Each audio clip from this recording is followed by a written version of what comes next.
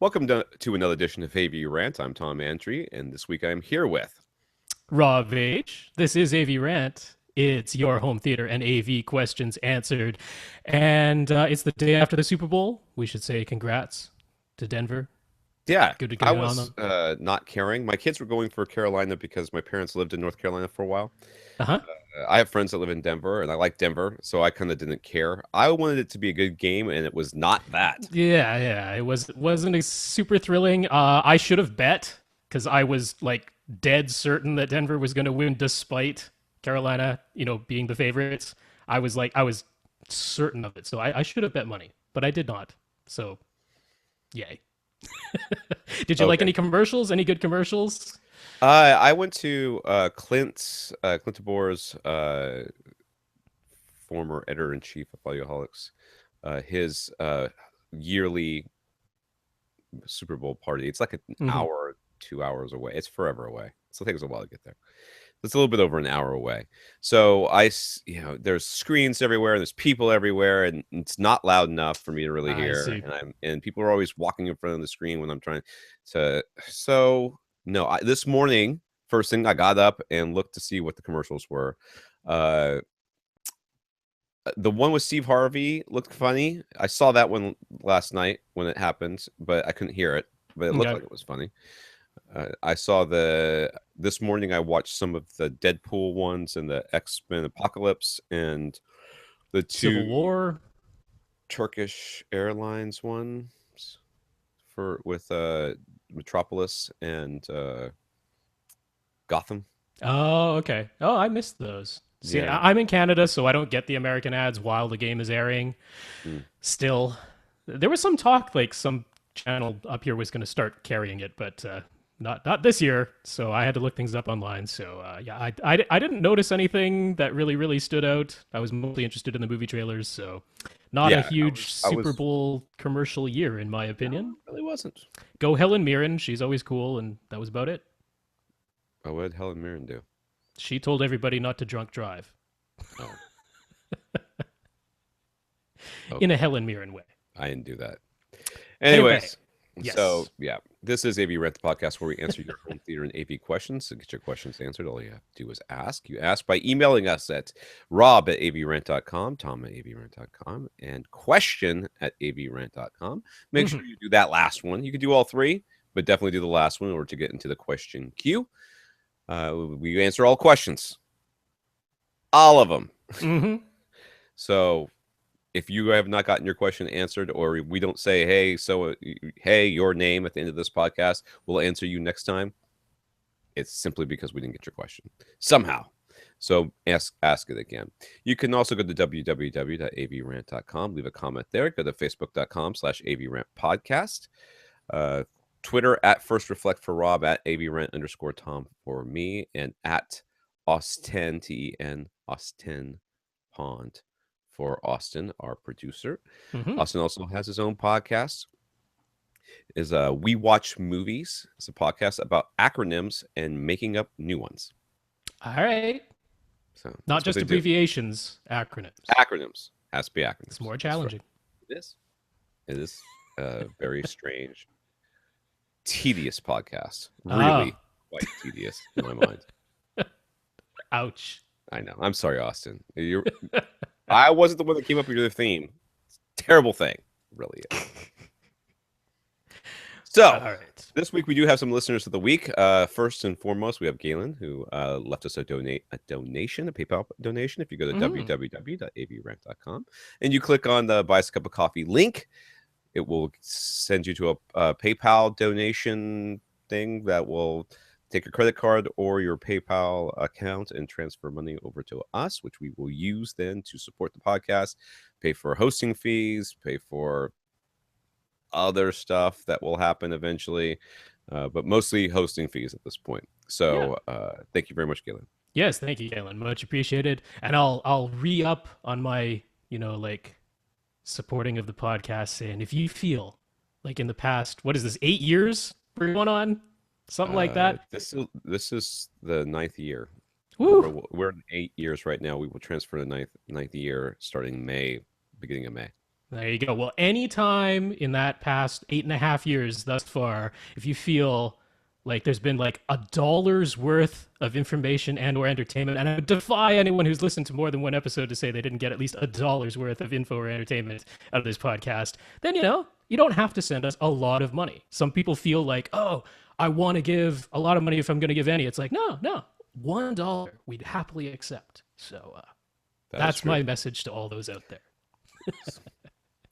All right. Do you have anybody else to thank? I do. I want to thank David on Facebook for annoying Tom by bringing up So You Think You Can Dance. It has been renewed for a 13th season. I'm a little bit trepidatious myself. They're calling it So You Think You Can Dance The Next Generation, and they are going to be focusing on kids. Are they rebooting it? Let's reboot it. A little bit. I mean, it's a little... I think it's because MasterChef Junior has done so well for the MasterChef franchise. I hate MasterChef Junior. I know that it's popular. I know that it's popular with the kids, and it's popular with adults who have kids. Therefore, it's popular with a lot of people. Yeah. But I didn't like it when they started it in Australia. I thought it was stupid there, and then it came here, and I still don't like it. And so I mean, I can understand them doing this with So You Think Can Dance in their 13th season, trying to get their ratings up. I understand the move, but I'm not super happy about it, because the thing I loved about that show was it was the caliber of dancers on that show was like unlike anything else. Right. They were professionals or aspiring professionals in their prime, and you don't get to see that like on any other show. So I'm disappointed it's not going to be that, but it'll be cool. They're bringing back some of their all-stars, and they'll have them mentoring the kids, and it's only going to be like 10 kids, so I'll check it out. I'll see how it goes. All right. In the news, Philips. Thanks, David. Thank you, David. Thanks. That's sarcasm, David. In case. Yes. Well, that's Tom's default anyway, so you should tell people when it is sarcasm. It's never not sarcasm. Exactly. The Philips 8600 series might just become our top TV recommendation. This is in the news now. Available in 55 and 65-inch sizes. The Philips 8600 series checks all the boxes. And FALD, WCW, UHD, HVAC. I think it also. Yes, it has many abbreviations. Yeah, no, full array local dimming, although we're not exactly sure how many zones. Wide color gamut, although we're not sure if it's quantum dots or just broad spectrum LEDs. Of course, Dolby Vision and HDR10. That is the big news, because there are very few TVs that have been confirmed to support both of the high dynamic range formats, but this is one of them. And of course, the very exciting thing is the price, because the ones we knew about first were LG's OLEDs, which look like they'll be starting at about $4,000 for the 55-inch size and going up to maybe as high as $9,000 or $10,000 for the flagship. Very expensive TVs, but these Philips 8600 series, 55-inch and 65-inch, $1,200 and $1,700 respectively, which is like pretty darn affordable. I mean, $1,700 for a 65-inch TV doesn't sound bad, just that. But then you say, oh, it supports HDR10 and Dolby Vision, which like almost nothing else does. Cool.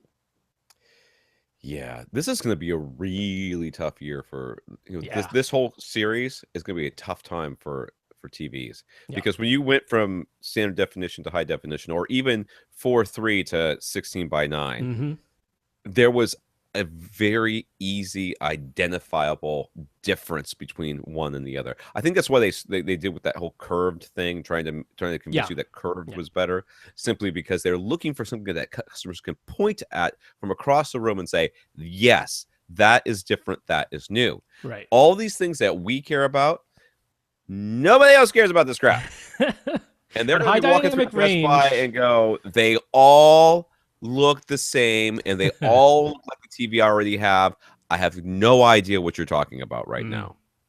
So this is going to be a tough year. I mean, the price is going to be is literally going to be it. And I have a feeling we're going to see a lot of very, very shoddy implementations of some of these new technologies in the hopes, or in the effort to keep costs as low as possible, because that's literally the only thing that's going to sell TVs. Because HDR, as much as we might care about it, is not something that people can walk by and go, whoa, what's that? That's high dynamic range. I mean, kinda, because it is noticeably brighter. We'll see. I doubt it. But the reason I'm excited about Dolby Vision, more than just Like, I mean, the idea is on Ultra HD Blu-ray, what they're saying now is basically if they use Dolby Vision, it'll still have HDR10 sort of like embedded within it. Right. So even if you don't have a Dolby Vision TV, you should still be able to watch high dynamic range on any Ultra HD Blu-ray disc. That's the plan. Right now, the way Vudu works using Dolby Vision, it only works through their built-in app, and it does not like transfer itself to HDR10. So at the moment, you have to have a video reference TV because that's the only TV that can do it the way Vudu is doing it. And Netflix has basically said they want theirs to be the combo system, so HDR10 with Dolby Vision like on top of it as kind of a superset. But the reason I'm excited about Dolby Vision is because all of the Dolby Vision enabled TVs actually have to work with Dolby, and Dolby has to verify that the TV comes up to their standards.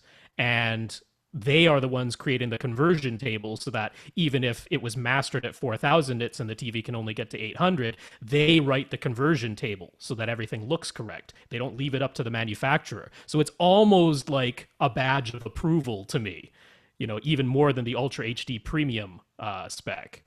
So I'm excited about Dolby Vision for that reason, and it makes me hopeful that even though these are inexpensive, that these Philips TVs will actually look pretty darn good. But we'll have to wait till July to see. That's when they're coming out.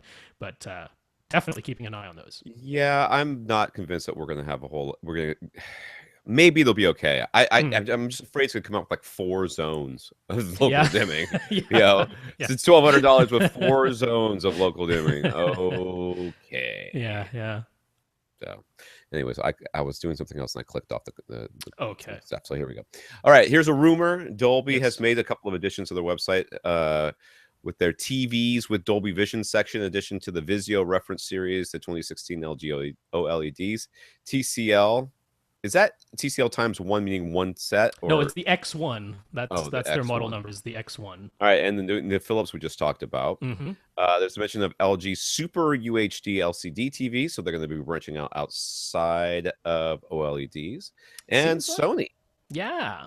So those are not officially announced yet, but it does seem like somebody over there is getting ready to upload those to the website. Yeah, like maybe jump the gun a little bit on Dolby's website, but I mean, it's not surprising given that Sony Pictures has said they want to bring out Ultra HD Blu-ray discs with Dolby Vision on them, and they're mastering everything using Dolby Vision. Yeah. It's not shocking for them to maybe have a TV that also supports Dolby Vision. That would kind of make sense. One would think. Although Sony has done stranger things than having one And we branch have to of their assume business that not talking to another. LG is going to branch out from OLEDs into LCDs. Yeah, as yeah. But, you know, That's at CES, they weren't saying that their super UHD LCDs were Dolby Vision. They were saying it was HDR10 for sure, but they didn't say Dolby Vision at CES. But, I mean, that one is stated very clearly on Dolby's website. Like, Well, it in could very text, well be that what they were doing is still going through the testing process. Exactly. And yeah. they were just, they couldn't say it because they weren't sure it was That's going to right. pass yet. Yeah. But I mean, what it is giving me hope that we'll actually have a pretty good selection of Dolby Vision enabled TVs this year, which I wasn't sure if that would be the case, but definitely we'll have more than just the Vizio reference series and the expensive LG OLEDs. So, yay.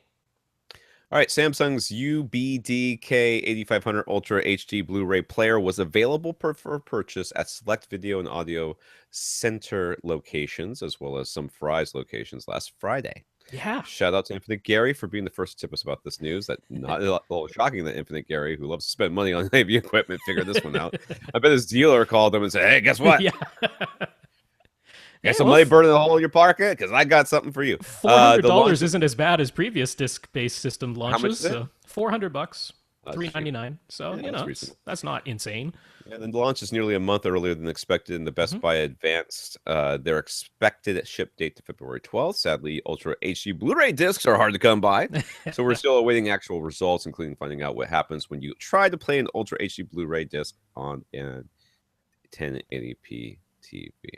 So. Yeah, I was looking at that. I mean, somebody over at AVS might have mentioned it, but that thread is now like 70 pages long with like 2,000 posts. I could not make it through all of them. 2,000 posts of like 1,998 of them are. Yeah. Can't wait! I'm so excited! Exactly. Oh, this is the best! I'm gonna get mine soon! And AVS is still like the opposite of AV Rant, where if I actually posted the question, "Hey, what happens if you try to play an Ultra HD Blu-ray disc on a 1080p TV?" They'd say, "Use the search. Why don't you read the thread? Somebody already answered that," but no one will actually provide the answer. So, yeah.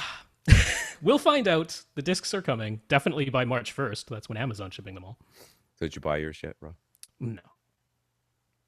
I'm gonna wait a little bit. None of these first players do Dolby Vision. I want a player Okay. that does Dolby Vision, All right. and I don't have a high dynamic range TV.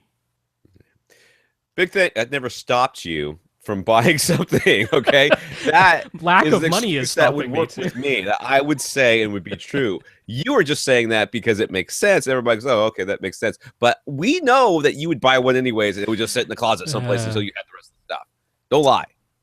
It's kind of Right. possible. Big thanks to at Steve the Geek on Twitter for keeping us up to date. Folks are reporting some fairly serious bugs and issues with the DTS X and DTS Neural X upmixer on the Denon and Marantz receivers that have received the update so far. Yay, I guess. No. The only configuration that seems to be working correctly is 7.1.4 using front heights and front heights and rear heights. So any other configuration like top fronts and top rears or any Dolby enabled upward firing speakers is resulting in mono sound from the overhead speakers. People are also getting distortion in the center channel when using the up mixer, and the front wide speakers seem to just be duplicating other channels rather than being discrete in any way. So yeah, DTS just knocking this one out of the park. I don't blame Marantz or Denon for this. I mean, I don't.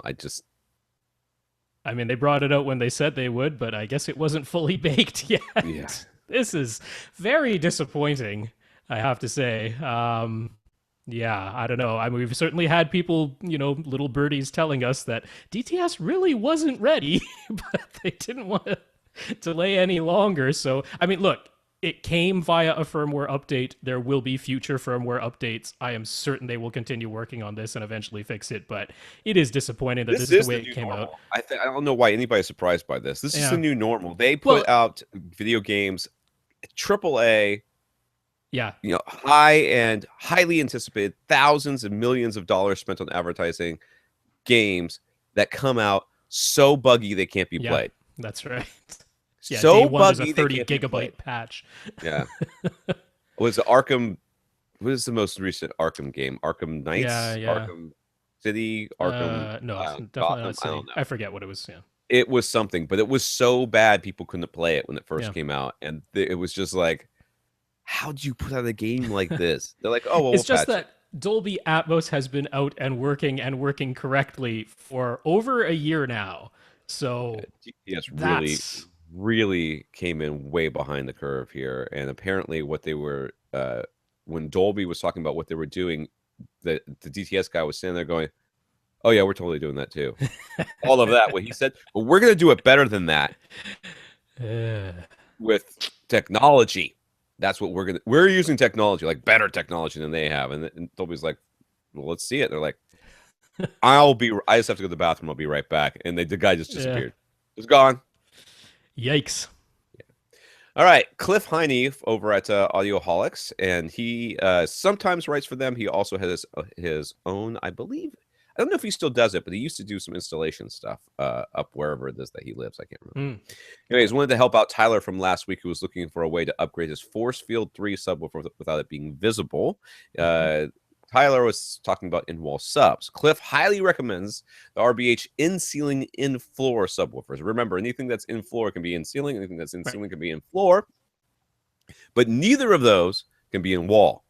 And that's because the in-ceiling, in-floor subwoofers are too thick. Yeah, and too deep. They will not fit into the 2x4 area that's inside. But that gives you much more cabin volume, which really helps you in producing deep bass. Right. Yeah. Anyways, he likes the SI1010P or the SI12P, which they sell for about $2,300 or $1,700 respectively. So the 1010 is $2,300 and the 1,700 is and those come with the 500 watt amp that RBH recommends, because the way these work is it is just the enclosure with the subwoofer driver or drivers in the enclosure, and then you're actually running speaker wire from a separate amplifier to it, just like a regular passive speaker. Which is actually, I mean, it sounds like it's more of a pain, but the reality is, you're running, if you're gonna have to run a wire in wall, you'd rather it be speaker wire than how would you plug it in otherwise? Some sort of power wire, right? If it had a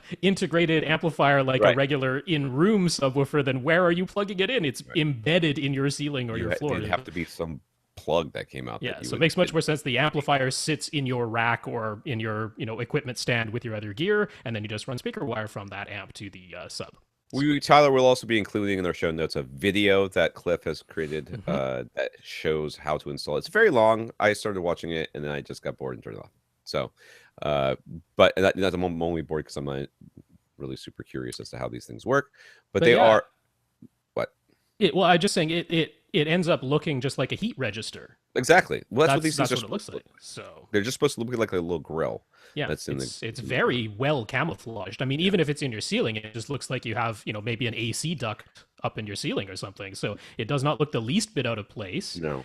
You can get, like, depending on which way the joists are running in your ceiling or in your floor, you're going to want to have that what looks like a heating grate oriented so that like you don't want it 90 degrees to your wall. That would look weird. So there are face plates that go over the vent that allows the sound to come out of the sub that can be oriented either way. So it doesn't matter which way your joists are going, you just get the correct face plate from RBH along with that. And it's nice because, I mean, these are more expensive than Right. a similarly capable in-room sub, but they're not ridiculously expensive like some in-ceiling subs I've seen that are up in the $7,000-$8,000 Yeah, range. which is I think he was looking at Triad, and they're Yeah, probably in that yeah, they're like 4,000. 5,000-6,000 for like a 10-inch in-ceiling sub, right? Yeah. So this is more reasonable. It's expensive, but it's more reasonable. And when you really want to hide a sub, you can't get much better than it just looking like you have an extra heating grate somewhere in your room. So I like Yeah, it. and obviously, what you're going to want to do is try to put that in a corner, two of them, Yeah, one in each corner, sort of deal. That way, you get that placement as good as you can get. Because once you install these things, yeah, that's you're it. not moving them. You're done. You're done, son. You're finished. They're not light and easy. These are a true Yeah. installation. That's good. Carl wanted to share his fondness for logo trailers for audio formats like the THX, Dolby, and TTS. Logo trailers we've all remembered from theaters, but are sadly lacking on Blu-rays. Are they really? I hadn't really noticed that. Yeah, you I don't guess really they see. are. I mean, on DVD you had THX, but there aren't really THX certified Blu-rays. Which THX, is I don't know what THX is doing anymore. yeah, I just watched. I put something in the other day. Desperado, the Super Bit DVD, and they mm-hmm. had the DTS one with like the big CD looking thing, and the sound goes around. Dude, I Oh, hate that that old one. one. That Yeah, old one I've is seen their piano one, that DTS one with the piano yes. thing. I've seen that on the odd disc. This one is like a water drop, and this video that he's linked us up to is terrible. There's actually, Yeah. if you watch this video, if you click on this video, which I'm not going to probably do, I will probably link up the other one. Okay. There's like a thing on the right, that says suggested videos. That's 16 seconds that has the reconstructed part of this water drop one that they ended up getting Mhm. rid of. This banned DTS logo was because it looks too much like somebody Imagine else's. Entertainment. Yeah. That's it. Imagine Entertainment. So.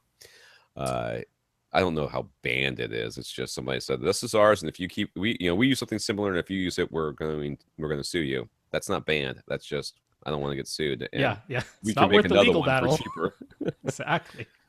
Lastly, last week we made some comments about the Home Theater Junkies channel based on one of our listeners who had pointed us to it.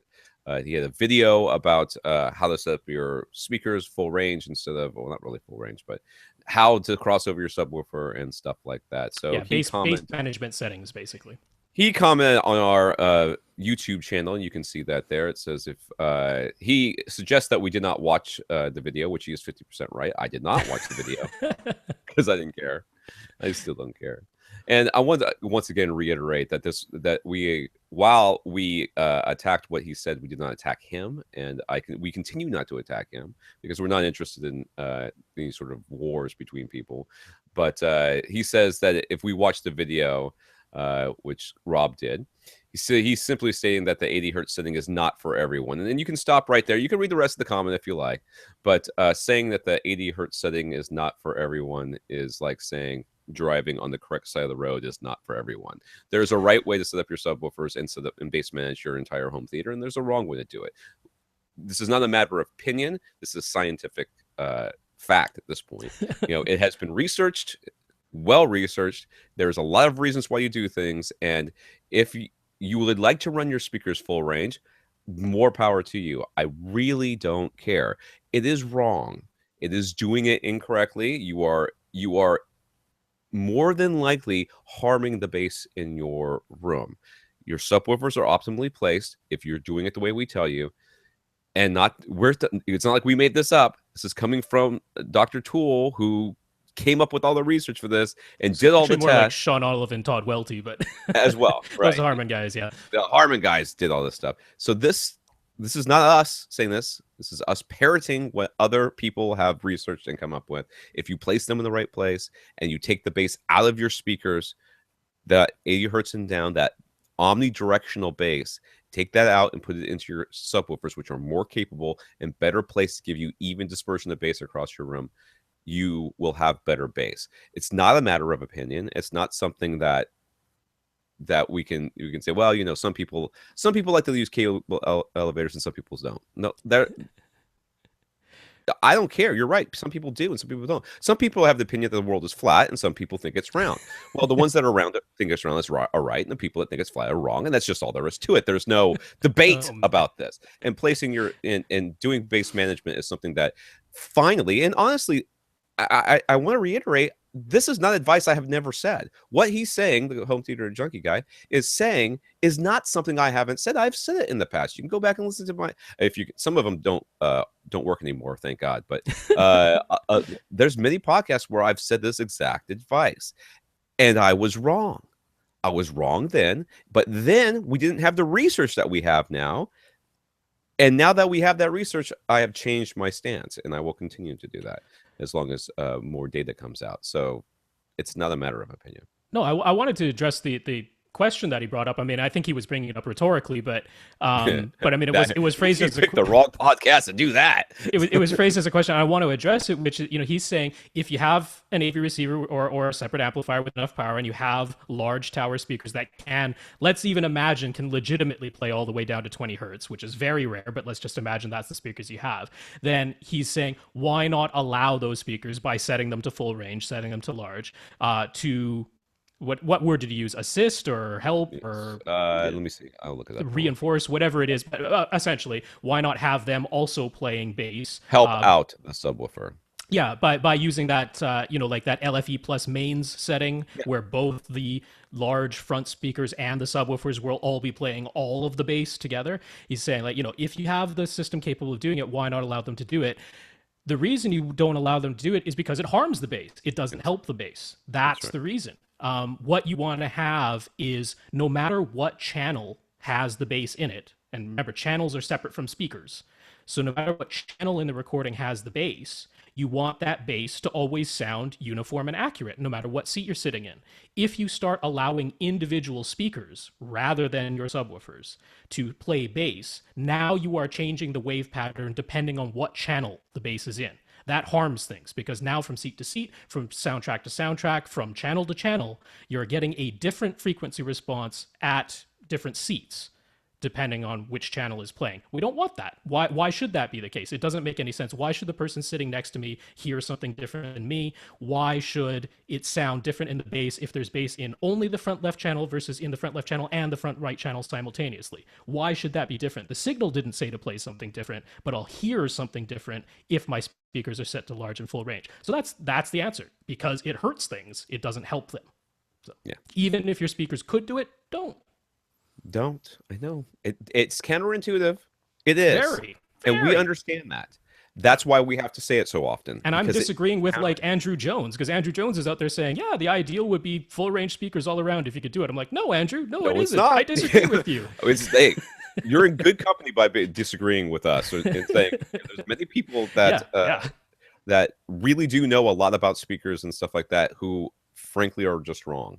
And it's okay. It's all right. They're wrong, and they don't have to have anybody around them that tells them they're wrong. But you were brought to our attention, and Andrew was brought to our attention, and guess what? We said the same thing on the podcast about him that we're saying about you. You're incorrect. Do the research, read it for yourself, figure out, comprehend it, digest it, because it does take. It's a little counterintuitive, because you think, why not? Why not? It's capable of playing this. It's in the signal. My speaker can do it. Why wouldn't I want it to? That's totally valid logic. It's totally valid logic. It's just because it makes what has face validity, which they don't actually use that term anymore. Just because it's on the face of it seems valid does not make it valid. It's just not. All right, let's get into the questions for this week, or I guess lots of them. Yeah, Chris, from a couple weeks ago, I guess, had some things to clarify. He has I guess this is another one of these. It was when you were away. It was Austin and me who answered this. Yeah. Okay, so this is the Austin podcast. That's why I don't recognize this picture. Bad grammar. I know. Grammar Rob. Bad boy. Anyways, he has his $2,000 theater budget is only for his gear, which includes his projector screen, second subwoofer, Harmony hub, and Philips Hue lighting. So let's see here. Philips Hue lighting, that's $200. Harmony is going to be another couple $100. Oh no, just the hub. The hub by itself is $100 if he's already got a smartphone. So. Okay, so maybe he's doing that. So that's $300 right there. Second sub, depending on the size of his room. His room doesn't look that big, so I'm guessing not that large. No. I'm guessing you could probably get $600 for that. So yeah, I was actually suggesting the HSU STF2, so that's down to $350. Okay, so maybe we're at maybe $1,200 left for the projector and screen. Projector and screen. So the BenQ and a silver ticket screen, done. I guess that's what you got. Yeah, it was just when he originally asked this question, we thought he was also trying to do construction on this budget because he's constructing his theater as well. Okay. So I was like, if you are trying to buy drywall also with that budget, very difficult. But he's like, no, construction costs are separate. So okay, so, yeah. So he says construction costs are separate, and if he needs more budget, he can add about $400 a month to the project, but he's eager to do as much as possible now. Okay, so yes. I guess that's just clarification. It is, yeah. No, that changes anything. I would save up a couple of those $400 and get a better sub, but that's just me. Unless he's pairing it with a sub that's only as capable as the HSU, in which case I would save up to buy 2 subs. All right, he's decided to move the seating up a few feet to eliminate some of the issues you discussed, and some of those issues, I think, if I just by looking at the picture, is that the front row of seats is smack dab in the middle of the room. As smack dab in the middle as you can possibly be. So yeah, I was like, you would move those forward and then have this in the middle of the room go between the 2 rows of seats. I'm guessing just from looking at the picture. Yeah, that's correct. And so we already discussed that way he can drop his screen size down to like 106 inches instead of the 120 he had planned on. It'll still retain the same viewing angles. And then he was like, oh, the way I've got it right now, it'll make it squishy for my surround back speakers if I have them. I'm like, well, now it isn't because you moved them forward a little bit. And he's like, where can I put a second sub? I don't have room at the back of the theater. I'm like, now you do. So it solved a lot of problems by moving his seats forward just a bit. So his first real question here is, should the surround backs be in line with the front mains or spaced wider or narrower? What about the presence and overhead Atmos speakers? Well, surround backs, if you're going to use Atmos, are all those speakers are supposed to be in line with the mains. So where the mains are, your surround back should be in line with them, and your Atmos overhead speakers should all be in line. So that's how it goes. Now, if you're not going to use Atmos, then you have a little bit more leeway back there. Mine, if you can see it in the video, which you might be able to. Just barely. There's 2 speakers back there, and they're placed fairly close. That's because I literally do not have any room back there. There's a door to the bathroom there, and that is equal distance from the side walls. So that gives what THX used to recommend all the time, which is 2 speakers very close to each other in the back, making almost a mono speaker back there. But it really, honestly, if you're going to do Atmos, then you should have them over, in line. But it really doesn't matter. If you got a speaker back there, it's doing something. So. Yeah, and in his original drawings, he basically had his front, left, right speakers as wide apart as they could possibly be, like right up against the side walls. But the reason he did that was he was thinking, what if my second row is my primary row and I want greater than a 30-degree viewing angle? That would be like his maximum viewing, as if his speakers were way out there. But once again, by moving all the seats forward a little bit and going down to 106-inch diagonal 16:9 screen, now he can put his left and right speakers, basically on either side of that screen. They're not so crazy wide apart right up against the side walls anymore. Then you make your surround back speakers and your overhead Atmos speakers the same distance apart from one another as the front left and right speakers. So they're all making a line with each other going overhead and towards the back. So yeah, they should all be in line, and your front left and right speakers, since you're going to be having he's looking at like a 48-degree field of view for his front row, which is fine for CinemaScope movies if you like that. Some people really like that, and it sounds like he does. So I'm That's cool fine. with that. That means your left and right speakers directly on the outside of that screen. That's perfectly fine for their width apart, and you just make a line. So, okay. I'm gonna just tell a quick story here. We were at church this weekend, and I'm Catholic. My wife's not, and Catholic churches don't generally have AV stuff that happens, but like every once in a while there'll be like some bishop or pope thing that'll they'll show us, right? And they pull down the screen, which they usually have back there. They don't have back there, so it's a pull screen. It's not tensioned. They have one of the little altar servers pull it down on the big string and stuff, and they put the thing up, and they have it overshooting too much, so you can't read any of the words because the words are all cut off. Stuff. It was terrible stuff. They have no idea what they were doing. And my wife leans over to me and whispers, goes, "They need a bigger screen." I'm like, "I know, right?" Thank you, honey. Projector with a zoom lens at least. Well, they just have to roll the thing forward. It's on the cart. It's not that big of a deal. Oh, okay. Yeah, that's it's not even like a permanent projector. No, it's a completely temporary thing. But I just thought it was hilarious that my wife leans over and says, "I need a bigger screen." I'm like, I think that screen is about the size of our screen, and we're sitting like 50 feet from it. We're usually sitting about 8. Anyways, all right. So back to whoever the hell we're talking about here. He says he'll likely take your suggestion on the subwoofer of an HSU STF2 to pair with his Klipsch SW12. Yeah, that's the one he already has. I would think that you should sell that Klipsch and plan on getting two different subs that play into, if not beyond, the 20 hertz range. I don't care which manufacturer you go with. That's fair. But if you're building a custom home theater that does not hit 20 hertz, why? Is my question to you, sir. Why? It's once like you factor in the room car game, that will go over 100 miles an hour. It's a sports car. Ultimas will go over 100 miles an hour. You should be getting subs that will get you down to 20 hertz or lower. That's what I think.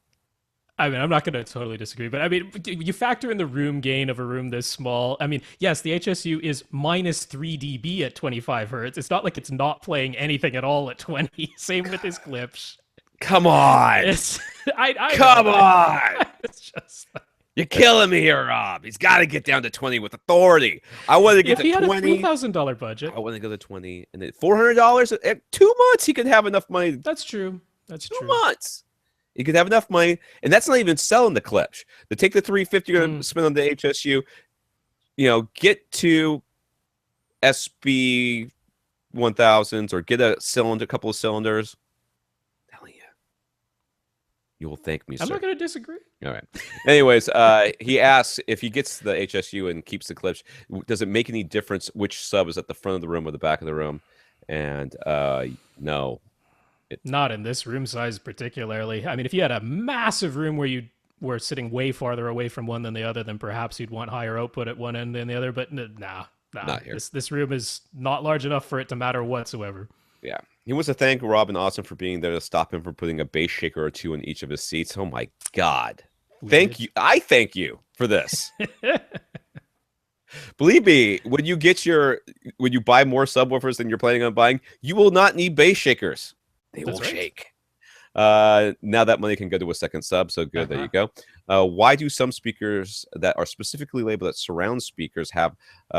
He says 2 horns. He's linked up to a Klipsch. It looks like a Klipsch surround speaker, or two sets of drivers that face in different directions. If you have 2 rows of seats, could just one of these speakers on each side wall deliver a good experience? So what this is, and you get that trapezoidal speaker look, which many surround speakers do. Those are either bipoles or dipoles, sometimes both.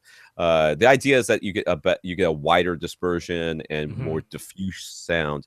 Now, what he's saying here is, since I've got 2 rows of seats, and if I put one of those right between the 2 rows of seats, one side will be getting, will have the tweeter horn thing facing them, and the other seats will have the tweeter horn facing them. But what you're failing to realize here is now your surround experience for your front row of seats is going to be coming from slightly behind you, kind of where it's supposed to be, and your surround experience for the people sitting in the second row of seats is going to be coming from in front of them, which is not what you want.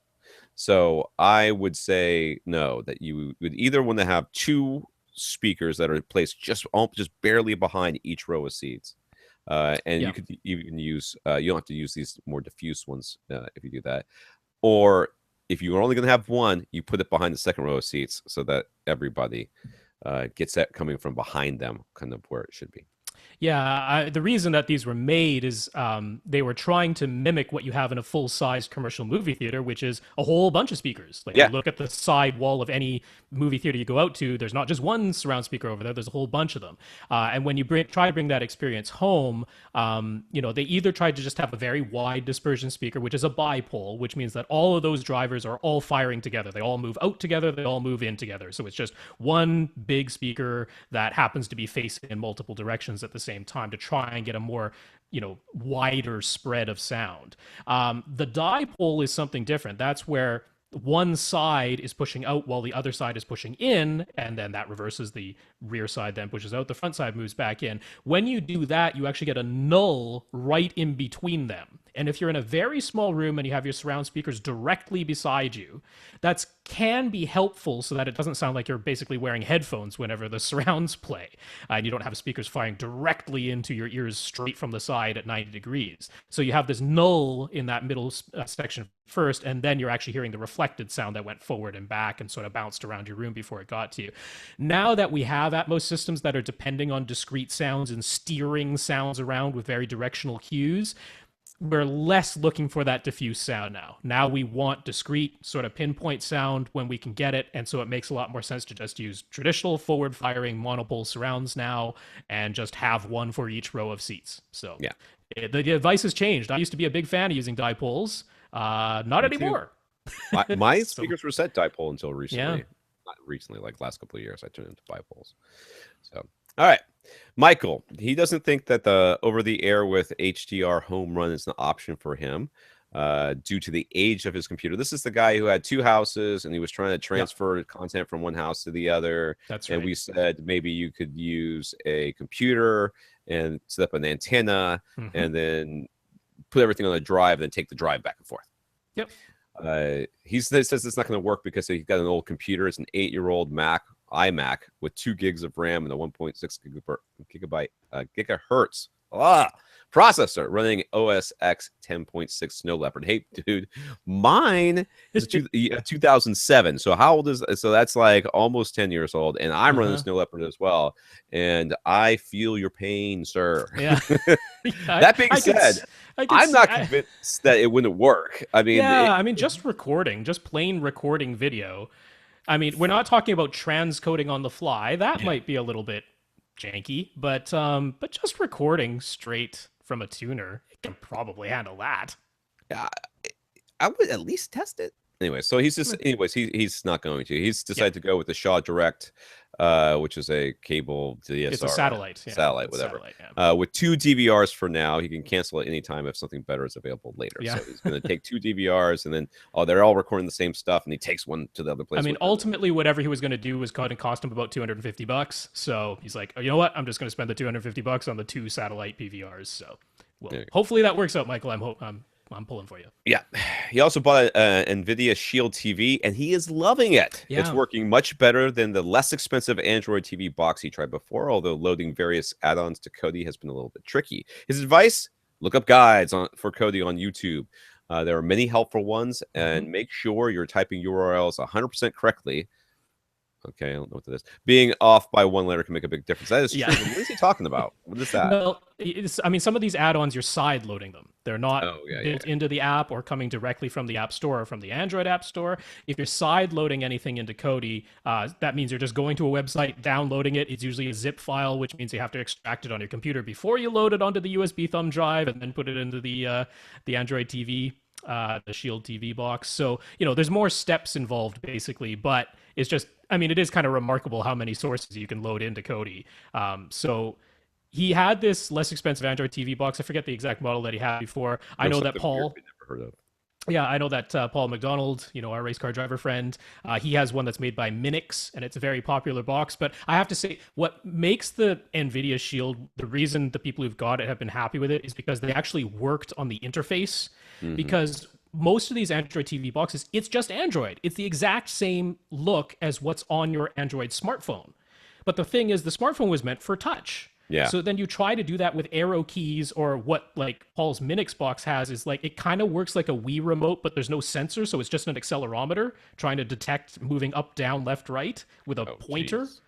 So like we were trying to figure out how to scroll on YouTube, because YouTube just comes up the way it looks on your smartphone and you scroll with your finger. Yeah.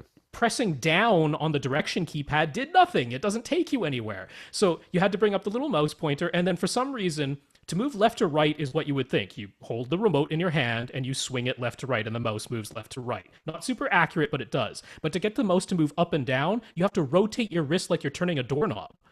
You don't like tilt it up and down, which is what would be intuitive. No, you rotate your wrist like you're turning a doorknob, and then so you had to like hold down the button and like flick your wrist because it's got momentum, just like your smartphone screen does, you know, when you flick it with your finger. I was like, this is not the most intuitive interface. So thankfully, NVIDIA, they're like, well, we're not just going to take that, we're going to like actually work on the interface a little bit so it works a little more nicely. So that's why people have really enjoyed it. This is one of the problems with open source that you run into. Right. Open source, yeah. Anybody can grab it and throw it into a box and sell it to you. And yeah, it'll work because it worked when they got it. But how well it works depends on how much work they put into it. And there's a lot of people out there, a lot of content or manufacturers who are going to just do the minimum in order to get it to you and then let you figure it out. And plenty of people will be like, oh yeah, well, it's a little quirky, but it works for me. A little quirky is you have to stand on one foot and flick your wrist and do a little dance to get it to do anything. That's not okay for me. But this NVIDIA Shield, obviously, they really put their work into it, so that's good. Yeah, so that, you know, it costs a little bit more, but if it's that much easier to use, I think it's worth the extra $50 type of thing. So absolutely. It was his last question is it possible to get Google Play content into Kodi? I don't see why it wouldn't be.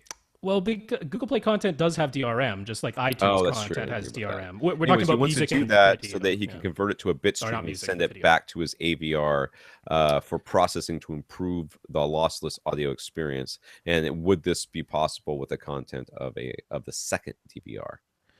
So it's pretty much everything in the Kodi is what he's saying. Yeah, which I understand. I mean, it's nice to have one interface. Everything is all there in one place. I get the appeal of that. Unfortunately, both of these cases, the answer is kind of no. Certainly on your PVR, like from a satellite or a cable company, there is no easy way to do that at all.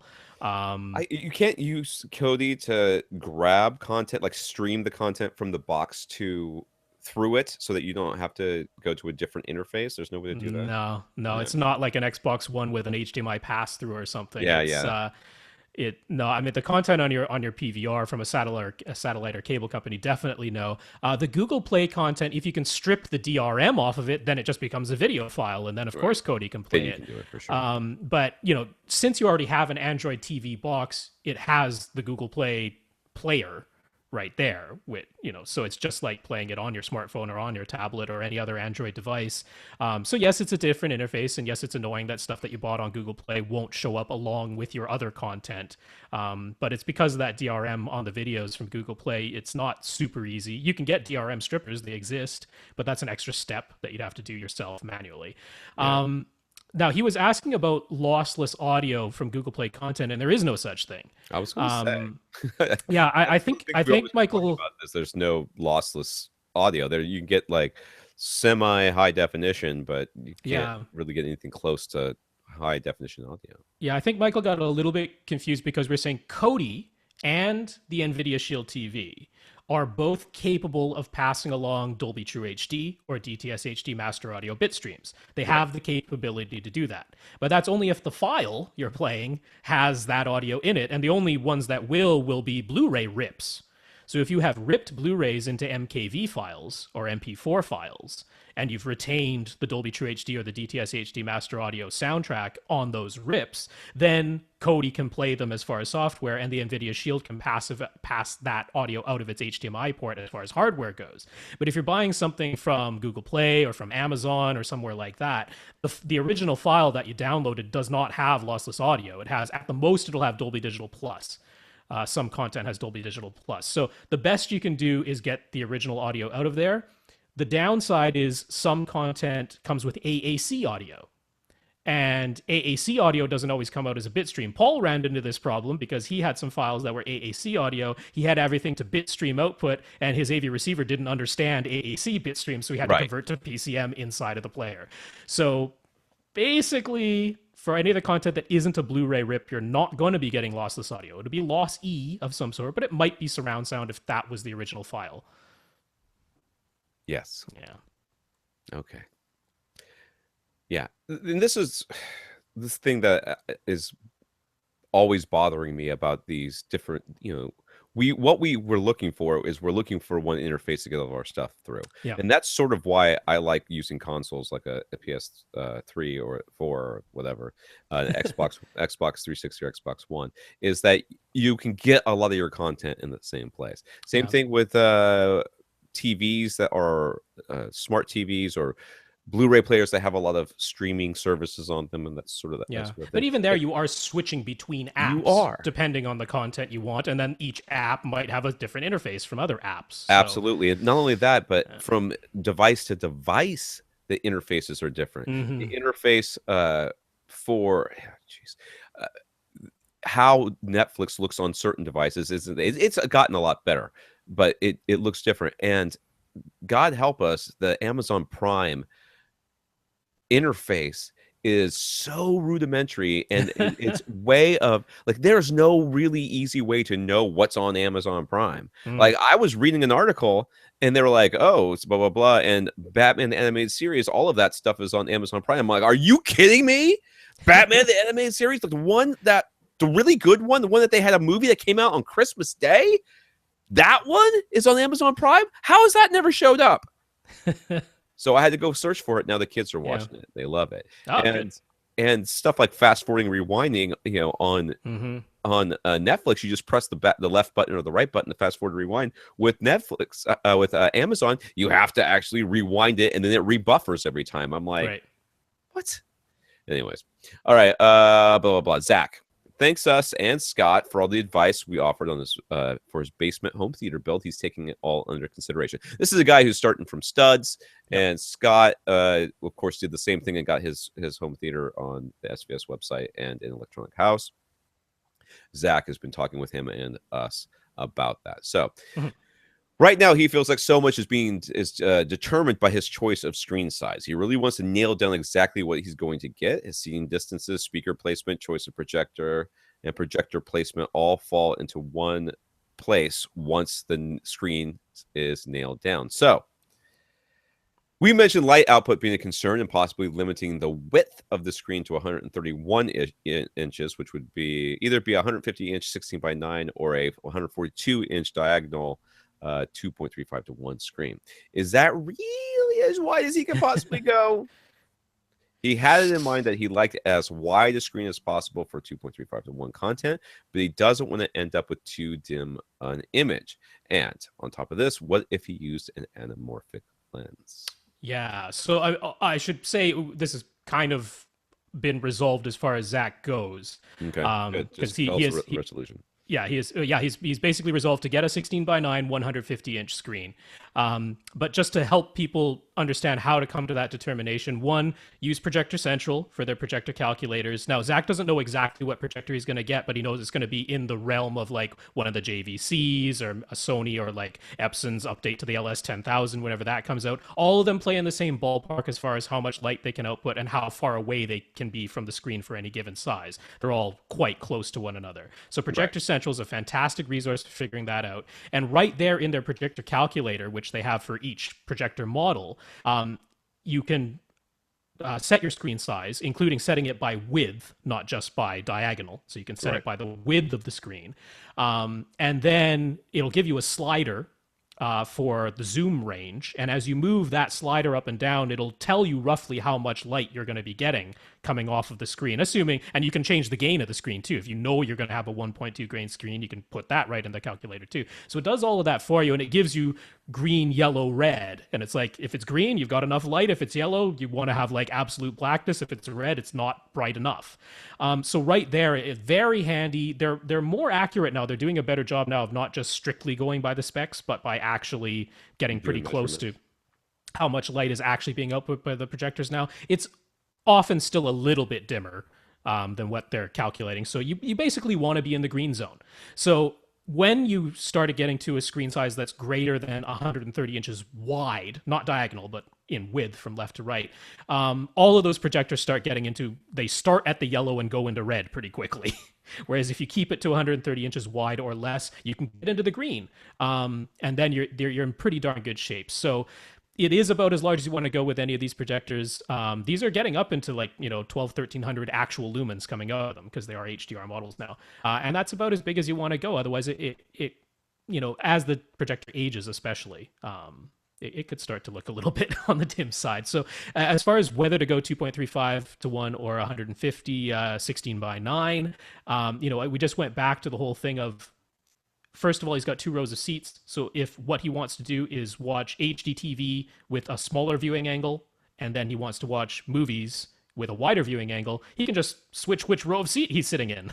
That's Right. easier than masking the screen, dealing with zoom, doing all kinds of stuff for a 2-screen solution like I've talked about in the past.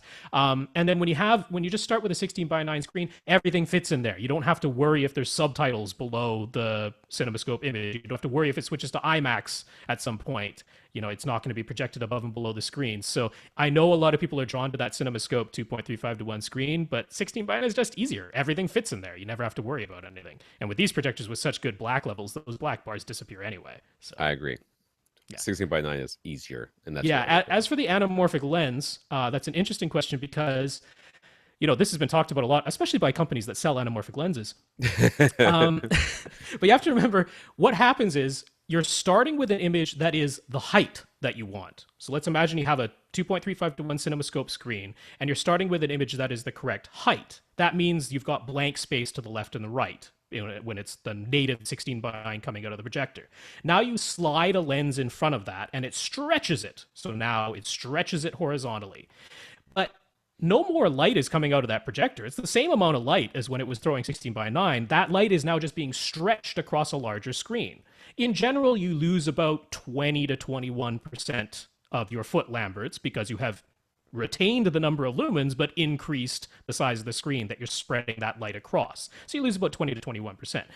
Now, if you start with just the 16 by 9 image and then you zoom it in so that you have your black bars that are above and below the screen, but you've zoomed it in so that it's now the full width of that screen, well, you lose about 24% of your pixels are now black bars. So you lost about 24% of your light, but you gain back about 18% by zooming it in that much, which essentially gets you back to 0. So whether you use the anamorphic lens or you use the zoom it in and just have black bars being projected above or below, the actual end result is extremely similar.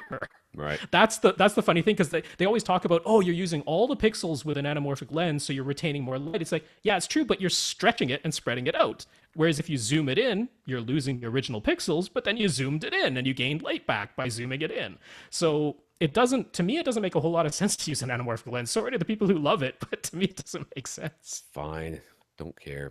Anyways, so he made a new scale drawing that incorporates the advice that we've been getting. It's got 4 cylinder subs, 1 in each corner. How big is this theater again? I don't remember it being super duper huge. Does he? It's a pretty good size. What is it? 27 feet long, but he's going to have a false wall. Right. And how wide was it? About 14 feet wide, something like that. I'll look up. I'm not saying that 4 cylinder subs are a bad idea. I'm just saying.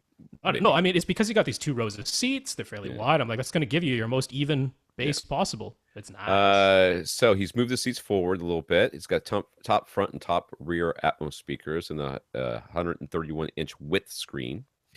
Anyways, I've got 2 drawings here, but they both look exactly the same. I can't tell any difference between them. Yeah, he just changed the aspect ratio of the screen. So that was all that was different. So anyways, he noted that with the 150-inch diagonal 16 by 9 screen, the top edge would end up being right against the ceiling, while the bottom edge is not even 2 feet off the ground. Mm-hmm. So 1 foot 10 inches. Would that be a problem as far as sightlines go? Could you maybe use a 140-inch wide 2.35 to 1 screen as a compromise? Well, I guess he already decided not to do that. Yeah, we already resolved that. And yeah, I mean, the sightlines are going to be an issue depending on how high that riser is. That his second row of seats is going to be on. Yeah. But what's interesting is that it's on the bottom of the screen anyway. Yeah, I mean, when you're watching CinemaScope, there are black bars at the Right. top and the bottom. So the actual image is, the bottom edge of the image is higher than 2 feet, and the top edge of the image is down from your ceiling. And I was saying, even in his scale drawings, you get a very good sense of, you look at that 150-inch 16:9 screen on that front wall versus the CinemaScope version that's the same width. And it's like, just picture what IMAX is going to look like in that front row. If you're watching, even if it's the only movie you ever watch is The Dark Knight that switches to IMAX, if that's the only one, there's others that do it. Right. But even if it was, think of how cool that is. You switch those IMAX things, and it's like your whole front wall has basically become your screen. It looks awesome. And then when it's CinemaScope, you aren't looking right up to the top of the ceiling. You've got the black bar up there. So as far as I'm concerned, it's the way to go. Yeah. All right. More. Oh, there's Jeez. Silver Ticket offers a woven acoustic material, and they do have the right size screen at $600. It's a lot less expensive than pretty much any other acoustically transparent screen. Does this seem like a good way to save some money? It does to me. I'm down with that. Yeah, I mean, the thing is, like the Silver Ticket screen, they don't have the magnetic manual masking system that Seymour AV offers, but you don't really need it. You're no longer even going to be like the projector itself. It's going to be set it and forget it. You don't even need a lens memory and a zoom anymore because, like I said, his solution now is going to be sit in the back row if you want a smaller viewing angle. He's got it. I was always saying, like, people set up 2 rows of seats and they think they're going to have people over all the time, and maybe at the beginning you do, but very often it's like your front center seat gets like a hole worn in the cushion and all your other seats are like brand new. So That's I'm like, exactly what happens. Get a little use out of that rear row. Why not? So yeah, no, this seems like great. Their woven acoustic material looks totally fine. It's a nice 1.0 gain. You're good to go with that thing as far as I'm concerned. Yeah. So back to talking about room construction, he's definitely going to have 2 layers of 2-layer walls with green glue. That's what you suggested, Rob. Yes. He's heard of some people making the first layer OSB, oriented strand board. Oh, okay, or plywood with only the second layer being drywall. This allows you to mount things pretty much anywhere. Should he do this? If not, he really likes Scott's suggestion of having a strip of wood blocking down the middle of his ceiling so this projector can be mounted pretty much any distance. That is a very nice idea. Yes, that is. Yeah, I mean, the only reason to not do the OSB or the plywood, first of all, check your fire codes. Yeah. Because some places don't allow you to do it, although they have the coated ones. They have that really cool pink flame retardant stuff that you can put on there now. Yeah. But check your fire codes first. That's first and foremost. If it is allowed, it's more expensive. That's the thing I was thinking of. I mean, plywood's cheapest. Plywood is a lot more expensive than drywall. Yeah. That's for sure. So, I mean, it doesn't really give you any soundproofing benefits. It does give you the benefit you're talking about of you don't have to drill into a stud this way if you've got plywood back there. But what I would consider is if you know there's certain areas where you're likely to be mounting stuff, like you're going to want to have your acoustic treatments, or you're thinking maybe you'll try moving your speakers around and they're going to be on wall speakers or something like that, maybe put sort of like a plywood panel in that area, but I wouldn't do it for like the whole room. I wouldn't do it for the entire ceiling. But exactly like you said, it makes sense having like a strip of it down the middle of your ceiling so that if you get a different projector and it needs to be a different distance, you don't have to worry about the mount having to go into a joist. That I would worry about is if at some point you decide you're going to run another speaker or something like that, then you're going to have to cut through all that to get to your speaker wire or to whatever wire that you're going to want to get to. So I'd be like selective about it. Put it here and there. One like layer down both side walls and maybe across the back wall with at about where I would hang a acoustic panel height, and a foot above and below that, so 2 feet, across, and you just know that area right there is about plywood. Yeah, that might be nice. All right, he can't, make a double door airlock style entrance. You miss out on the cool every time you open up. But he definitely plans on using a solid core door. What can he do to make sure it has a tight seal when it's closed and the most soundproof construction? Get an exterior grade door. Yeah, that'll do it. Get a basement door. Yes. Yeah. Stopping sound from going upstairs is his number one soundproofing concern. The master bedroom is directly above the theater. Rob suggests the drop tile ceiling via email, but those seem flimsy and not all that soundproof. What's the best solution? The thing about drop tile is you can put anything you want above it, like oodles and oodles of insulation, just like all of it. And All of the when insulation. you get into not just residential but commercial grade drop tile ceilings, there are some that are like an inch and a half thick. Yeah. Those are not flimsy, and they are very soundproof. Yeah. And you have the height to do it. So I'm still not against a drop tile ceiling. Like, yes, the super flimsy one where it's like, you know, a 32nd of an inch thick. Yeah. No, you don't want that. You want a proper acoustic tile ceiling. Go commercial grade if you can afford to do so. And it's not actually that expensive. However, I will say Soundproofing Company, which we pointed to, and I laud all of their information, the most soundproof you can get is still a double layer of drywall on that ceiling, decoupled from the ceiling joists with green glue in between. That is a more soundproof barrier because it is more massive and it is using damping. But But honestly, I kind of feel like the drop ceiling gives you like all of the options. You yeah, know, that especially with who knows what's going to happen in the future. If you have the option of being able to do that so that later on you're like, I got this, there's this new projector, I really want it, but it needs to be here instead of there. Now you have access to all your wires. you sure Or, do. hey, there's a new receiver and now I can put 15 speakers on my ceiling. Yep. Now it's just a matter of taking down the tiles, running some wire up Or a there. question that's coming up with HVAC, which is, let's say you've determined, you know what, it gets too hot in here. I need to add a second HVAC duct. That is so much easier with a drop ceiling. Yeah. I mean, the thing people don't always consider is with a drop tile ceiling, let's say you get those 1 inch thick commercial grade acoustic tiles. On top of those tiles, like the side you're not seeing, so above those tiles, you can lay down a layer of mass loaded vinyl. That can be sitting on top of there. Dude, you just created a damped, massive sound blocking layer without doing anything. You just throw it up there. You don't even have to tack it down to anything. So I'm still in favor of a drop ceiling. Right. There's all kinds of stuff you can do to make it very soundproof. Yeah.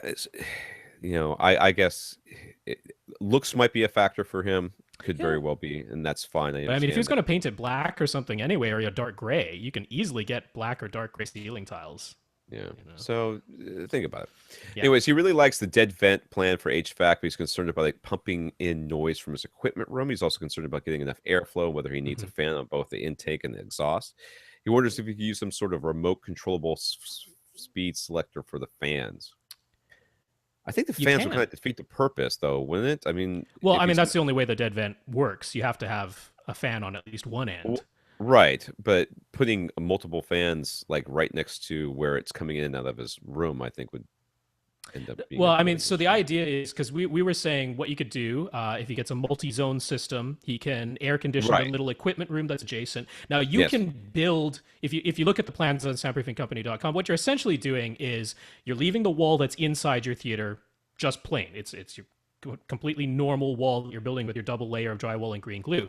On the other side of the wall, you're building a jut out to hold the fan because there does need to be a fan somewhere. You have to have at least a fan on either the exhaust or the inlet. I don't know the proper word, but I mean, the air has to be either forced in or sucked Or out pulled because you out, need yeah. that air movement. If you want maximum airflow, as in you want to make sure that you're pumping in the air at the back of the room and you want it drawn all the way to the front of the room, then it makes sense to have fans on both ends so that that air is flowing in. But either way, if you're pumping the air in, the pressure will increase. It will naturally want to escape the room. As long as you give it a vent to escape the room, it will do so. If you are drawing the air out, then it is lowering the pressure and it will automatically suck air in. It makes more sense to pump the air in, especially if it's air conditioned air. So usually it'll be on the one that's pumping into your theater. Intake or But whatever where the inside is. noise comes from is the opening in the wall. That's where the noise comes from because you have an entire double stud decoupled wall separating your theater from the fan. You're good to go on as far as that goes. You're not going to directly be hearing the fan noise. Where you're worried about hearing the fan noise is wherever the opening inside your theater is. But you can run flex duct from the fan with some bends in it, around your room. You got the drop tile ceiling. If you go with our advice, you can move where the vent comes from to really damp down the noise that ends up coming from that fan. So if you do the simplest, shortest run with nothing but PVC, a large diameter PVC pipe going from the fan directly to an opening in your wall that would just be in the left back corner of your theater, yeah, you might hear the noise. But if you use a flex duct instead and run that around in your ceiling to the other side of the room, it'll really damp down that fan noise.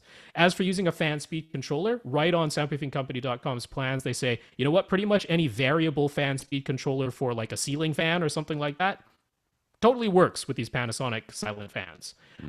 So you can have remote control. You can set that up with your Harmony or your Control 4. So if you want to be able to adjust fan speed from your remote control, you can totally do that. There you go. Yep. Finally, this is H, by the way, if we're doing letters for all of his stuff. H.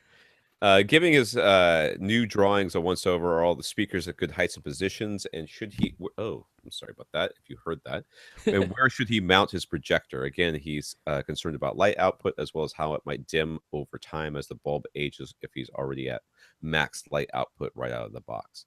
I don't know that you'll be at max light output right out of the box. You're probably not going to be so I mean... in torch mode to begin with, but I think this is one right here. On the projector tip where he's drawn, he's originally planning on having the projector right at the back of his room, meaning the lens is, what is that, over 21 feet away from the screen.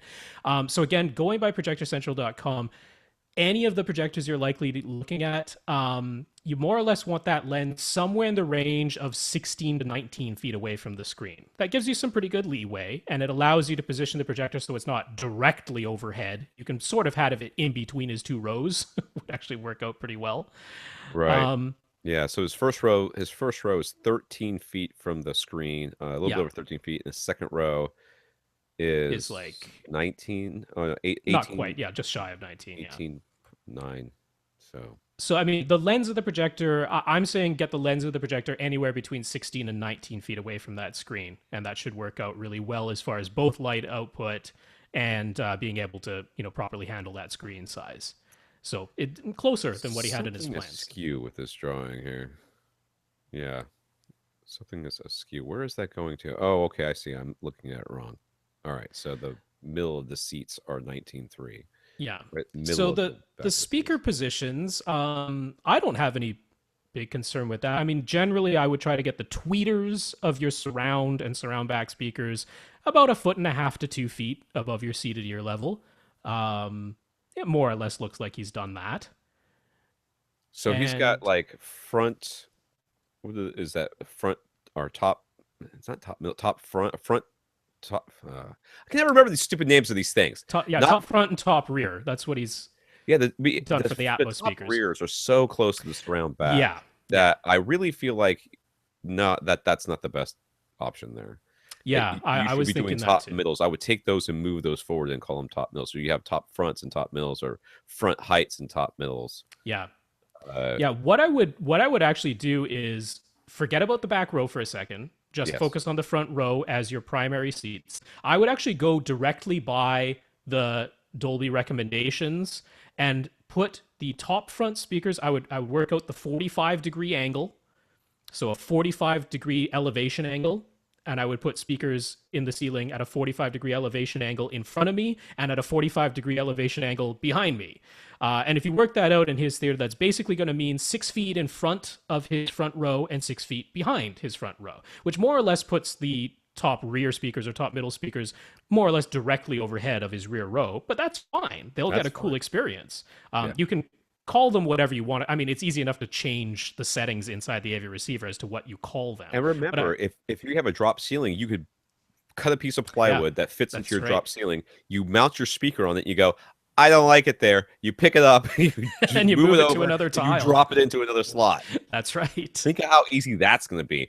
Make sure you put plenty of extra speaker wire up there, though, just in case. Yeah, to move it around. But yeah, no, I agree with Tom. It doesn't totally make sense to have the top rear speakers as close to the back wall as what's shown in the drawing. They'll sound redundant with the surround back speakers largely. So I would move those forward. And then I would... Since your surround backs are going to be pretty high because they have to be over the top of the heads of the people in the rear the second row, so that people in the front row will have a line of sight or line of ear to them. So I think yeah, you're good to go. yeah. All right, I gotta switch back to the questions here. All right. All right, James. Are we up to James? Is someone if someone is on the market for a new TV, what are recommended brands these days? Well, Ooh, Philips. just Philips. Maybe Strangely enough, when they come surprisingly out. enough. When they come out. Maybe LG. Well, Definitely LG. I mean, if you can afford one of their new OLEDs, no, I'm that saying is the LEDs that they're going to be coming out with apparently pretty yeah, they're soon. super UHDs. Possibly, I don't know. There's still IPS panels. We'll see. We'll see. Vizio still, I guess. I mean, Vizio on the less expensive end, you're not getting high dynamic range because we're not talking about the reference series. We're talking about their M series or their E or D series. But yeah, for the lower price range is certainly Vizio. For the highest price range, LG OLED, and for the value pick, I'm hoping that Philips comes through. We won't know till July, but I'm hoping it does. It's a little ways away. All right, Jonathan found an editorial on Vox that decries the current trend of expanded movie universes and calls it a bubble that is leading to creative stagnation. And he wants our comments. What doesn't lead to creative stagnation? I mean, they've said that about every single. Every time something happens, hey, you know what? You can go back and you find articles about how magazines are killing children's brains, not comic books. Just straight up magazines or books or radio or TV or movies or whatever. It's always something. It's always something. I didn't have it when I was a kid. Therefore, I don't think anybody else should have it either, and it's making you stupid. Look, movies always go in cycles. We had westerns for ages, then we had monster movies, we had disaster movies, we had biblical tales. Like, they all came, for a decade solid, you had a whole bunch of that type of movie. We happen to be in the superhero, expanded universe, all these movies connect phase. Yes, it will end eventually. All of these things do, and maybe it'll come back around in another 50 years. Who knows? But right now, they're making piles of money. When they stop making piles of money, they'll move on to the next thing. In particular, I want to address Marvel. Okay, sure. So Marvel in particular, they seem to be kind of leading this charge, but frankly, they are not doing anything new for them. This is how comic books work. Everything's intertwined. Nobody really dies. There's a lot of people who, comic book characters that show up they cross over all the time. That's just how they work. Oh, you like Deadpool? Like, I'm hoping that movie's gonna be great, by the way. I've already got tickets. I'm going on a mandate with my best friend to see Deadpool on Valentine's Day. That's right. My wife was like, wait a second, you're gonna do the movies on Valentine's Day without me? I'm like, yeah, you want to watch the trailer? She goes, yeah. So I showed her the trailer. She goes, that was pretty funny. I said, you want to watch the next trailer? She goes, no. I'm like, see? Anyways, I'm really looking forward to it. But Wolverine showing up in more than one movie. The Hulk you're going to see him showing up in more than one movie. There's talk about him being in the next Thor movie. Oh yeah, him showing up in a couple of other ones. That sort of thing is that is just the way they do business in comic books. The fact they brought to the movie theater is shocking, and it's working. And it always worked in comic books, and guess what? It's going to work in movies too. Now, this whole creative universe thing, I mean, we've heard this more than once. People are taking movies that before they've even been released into saying they're going to release 7 more movies and blah blah blah. What was it? The Pan one, not Pan, right? Peter Pan one. That one. What was it? I don't know. I mean, there was the Dracula Untold. Universe was like, oh, we're gonna connect it to all our other monsters because No, there was the one that just came out. I thought it was a Peter Pan movie that just came out recently. Maybe I'm wrong about that. Neverland. Anyways, they had announced like 7 movies, and that movie bombed, and of course everything got canned. Well, that's the danger of this. One movie goes bad, and everything goes. And frankly, Marvel has done a fairly good job of putting out movies that are at least mediocre. At least you walk out and you go, I don't have to see it again, but it was all right. And they have changed styles from movie to movie. One is a heist, one is an espionage, one is straight up action, one is more sci-fi. Right. So Maybe DCs will totally screw up. They've gone all in. They're expanding their whole DC book movie thing. Maybe I have they'll no screw it faith. up. It'll be horrible. They'll lose piles of money. If they do, guess what? They'll stop. They'll move That's on to right. the next thing. They're in the business of making money. The real danger, and this is what always happens. Like, oh, once one type of movie gets popular, then everybody's like, oh, that's all they want to do is make that kind of movie, and I'll never make my special Ah, project. That's always the case. You just so happen. Guess what? I have been wanting them to make comic book movies for a really long time, like good ones, not Fantastic Four. Right? uh-huh. Why do you think the first two Batman movies were so popular? Why, even after they got stupid and neon, they were still making piles of money. You know, that's why. Why did the first couple of Spider-Man movies make so much money? Why are they still making Spider-Man movies when they haven't made a good one in like 4 movies? Fantastic Four just got a new reboot that was frankly awful. And guess what? They'll They'll make reboot another it one. again. They absolutely will. And it's just the way it goes. So, these things will come around. Rob's right. These things will come around. I am looking forward to the next really good stab at horror. Like for a while, Mm, we had The Ring and the Grudge, and I mean, it was all sort of this Japanese horror stuff that mhm. came out. But I really want to have a good stint of horror because there's just not a lot of really good horror movies out there, and I love a good horror movie, and there's not a lot. So it is a bubble. They always are. Sure. Eventually people are just one day are just gonna flat out go, I had enough of that comic book crap. It's just gonna happen. Or more likely, somebody's gonna come out with a movie that's a Western or an action or a space or something, and everybody's gonna go ape for it. And at that point, we'll see the shift in the movie. Like they'll clamor for, oh, they like disaster movies again. Well, let's take the script this guy's been pushing on us for 10 years, ever since what was it 2012 one or whatever. 2012. That God, one that was bad.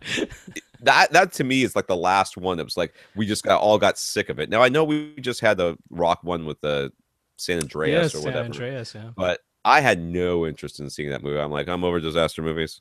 I don't care. Yes, I know you can blow up New York. I've seen it. I saw Superman punch it down. Yeah, I didn't like it then. Anyways, Jonathan also wonders, since AV Rant is mostly focused on AV, why do we tell people to go out and listen to something? That is a good question. That is because that's what we all have always said, and we are creatures of habit. Yep. That was back from Dina's original thing, and Yep, you were sending Dina out at that time to go listen I to was. things. I did send That's Dina where out. that came from, I I did think. send Dina out. So, yeah, we could come up with a new catchphrase. I'm okay with that. Go out and ask us something. I'm fine with sticking with it. Yeah, whatever. So God listed something. I like it. But anyways, yeah.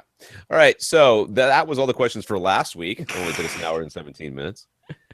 Robert from this week is a huge fan of Fleetwood Mac. Yay. A few months ago, he picked up the DVD-A edition of Rumors. That's DVD Uh, audio, that's right. which That's what is the A not stands for. regular DVD. It is specifically about audio. That's right. DVD And audio. it cost him $75 Australian, which is like, I don't know, 40 cents American. I can't remember. Anyways, he also asked his wife to buy him the super deluxe edition of Tusk for Christmas, which I'm guessing is not the Kevin Smith movie, but it is in fact a Fleetwood Mac album. I'm Yeah, I guessing, believe so. Yeah. which also includes a DVD version. At first, he wasn't able to output the MLP encoded track in 5.1 on either disc, only stereo. After Okay. further testing and reading the manual, he discovered that his Pioneer BDP 450K will only decode and output 5.1 MPL. MLP Meridian lossless packaging, by the way, is what that stands for. if only one of its two HDMI ports is enabled for output. Hmm. Because of course. So now it works just fine. But currently the audio output setting in the player is PCM, which works. But of course the receiver doesn't display the signal type. Should he leave it that way, or is bitstream an option as well? Okay, so Meridian lossless packaging on DVD audio is not a bit stream that any AV receiver understands. I don't think I've ever seen that little sticker on the AV receiver Yeah. ever. It is the basis of Dolby True HD. Dolby True HD was built off of Meridian lossless packaging. But essentially, it's just PCM audio that has been data crunched down losslessly. So it is a compression format, but it is a lossless compression format so that it doesn't take up as much space on the disk as just raw PCM audio. But once it is decoded, it goes back to its original PCM, bit for bit identical to what the master was on the disc. So when a player is a DVD audio player, it means it has an MLP decoder built into it, which is the only way to listen to DVD audio, which is the reason you can't put a DVD audio disc into a regular Blu-ray player and then just send the bitstream to your AV receiver. Does not work. The decoding has to be done inside the player. When it is, the output is PCM. So I read through the manual really quickly on his Pioneer. Honestly, it doesn't matter what your HDMI audio output settings are. You can set it to bitstream output so that when you play Blu-rays on it, because it is a Blu-ray player, so that when you play Blu-rays on it, you get Dolby True HD bitstream audio and your AV receiver will light up Dolby True HD on its front display, or DTS HD master audio, or you can set it to PCM, in which case it decodes everything inside the player and outputs it via HDMI. The problem was, I think he was previously using the digital connection. There's a digital coax connection, and that cannot pass 5.1 PCM. It is limited to channel PCM. It can't do any lossless audio other than 2-channel PCM. So it has to be the HDMI connection. It does not matter whether you set the HDMI audio to bitstream or PCM output. Both of them will automatically decode DVD audio. And what will show up on the front panel of your AV receiver is multi-channel in or multi-channel PCM. It should be a PCM signal coming out of there. That's correct. And there's nothing wrong with that. This is how Blu-rays were supposed to work. That's right. To begin with, we were supposed to do all the decoding there, all the decoding within the player, and that's why sometimes if you don't have it, if you have it set as bitstream and you bitstream it out to your receiver, when you get to the special features, you can't hear anything, or the voiceovers, you can't hear anything because it's supposed to be decoded within the player. But people want to see on their receivers that what it's doing. They want to see it that it's lossless audio. Yeah, but you should just be seeing PCM or if you're playing an audio only disc of some sort, like DVD audio or Super Audio CD, and what you're seeing on your AV receiver is multi-channel in, then you're good. You're good. Because if anything was going awry, it would be a stereo signal. If it's anything other than stereo, it's good. It's being handled properly if it's getting multi-channel in. So yeah, he had a Panasonic before, and it did not have HDMI because it was a DVD and DVD audio player, and it didn't have an HDMI output. So the way it did DVD audio was through 5.1 analog connection, and his AV receiver doesn't have 5.1 analog in. So he's like, I can only get 2-channel. I'm like, yeah, you're darn straight you can only get 2-channel. Right. All right, so he asks, should he be taking advantage of the QDO? This is exactly what it sounds like. A video processor in the Pioneer when he plays DVD movies. How are you not taking advantage of that? I mean, unless you can set your player up to just output whatever is on the disc, but you generally speaking, your player will say, "Look, you have a 1080p, display," and you say yes, and then it scales everything for you. So first of all, I think you would have a hard time not doing it. I mean, it's probably possible, but you probably are doing it whether you like it or not. And yes, you should, because QDO is a decent processor. Yeah, it's very good. The Marvell is Marvel. I don't know how they say that. QDO is much newer than the Fallujah processor that some people still use. Fallujah is ancient. I know, but it still shows up, and people are like, "Oh, Fallujah, I've heard that name before." Yeah, it's like a 10-cent chip at this point. That's why. Anyways, he also asks, as part of this, does the PCM bitstream audio setting have any effect on this? No. Nope. Has nothing to do with the video. That's all audio, so no, it does not. And your cigarette lighter in no way affects the audio sound of your car either. While we're asking completely unrelated things, but yes. No, this doesn't affect anything. Mark, after considering our opinions, bought a JVC DLA RS400 projector. That is the least expensive of the HDR-capable JVC projectors. Okay. Since this is his first projector, he still has some questions about distance and brightness. He wants a 130-inch, 2.35 to 1 screen. So just to say, that would be about 120 inches wide. So the width of the screen from left to right is about 120 inches. Then if it's 2.35 to 1 aspect ratio, it's 130 inches diagonal. Right. So he currently has the projectors temporarily set up to about 14 feet from a DIY spandex screen, which he estimates has a gain of I'm sorry, zero 0.8 or zero 0.9, though Hmm. he is considering a Seymour Center Stage XD or UF if he needs it. First of all, most people would say that you want to have a screen gain of at least 1. And many people would say 1.1, 1.2 is Hmm. preferable. So if you're dipping below 1, you're already hamstringing And you yourself. definitely don't need it on a JVC projector to try and lower your black levels, Right, because right, they are right. already very, very deep black levels. He says his seats. So he's blah, blah, blah. His seats are about 11 feet from the screen. He has Okay. full light control in the room, which means he Okay. can completely black it out. He's gathered from us and elsewhere that he needs about 15 foot-lamberts of screen brightness, but isn't sure how to know if he is getting it. Now you don't. You don't need You 15 foot need it. Lamberts What of this is screen what you need. Now, brightness. I understand that you have the projector and you have a screen, Mhm. right? Is that what I'm reading here, Mark? Yeah.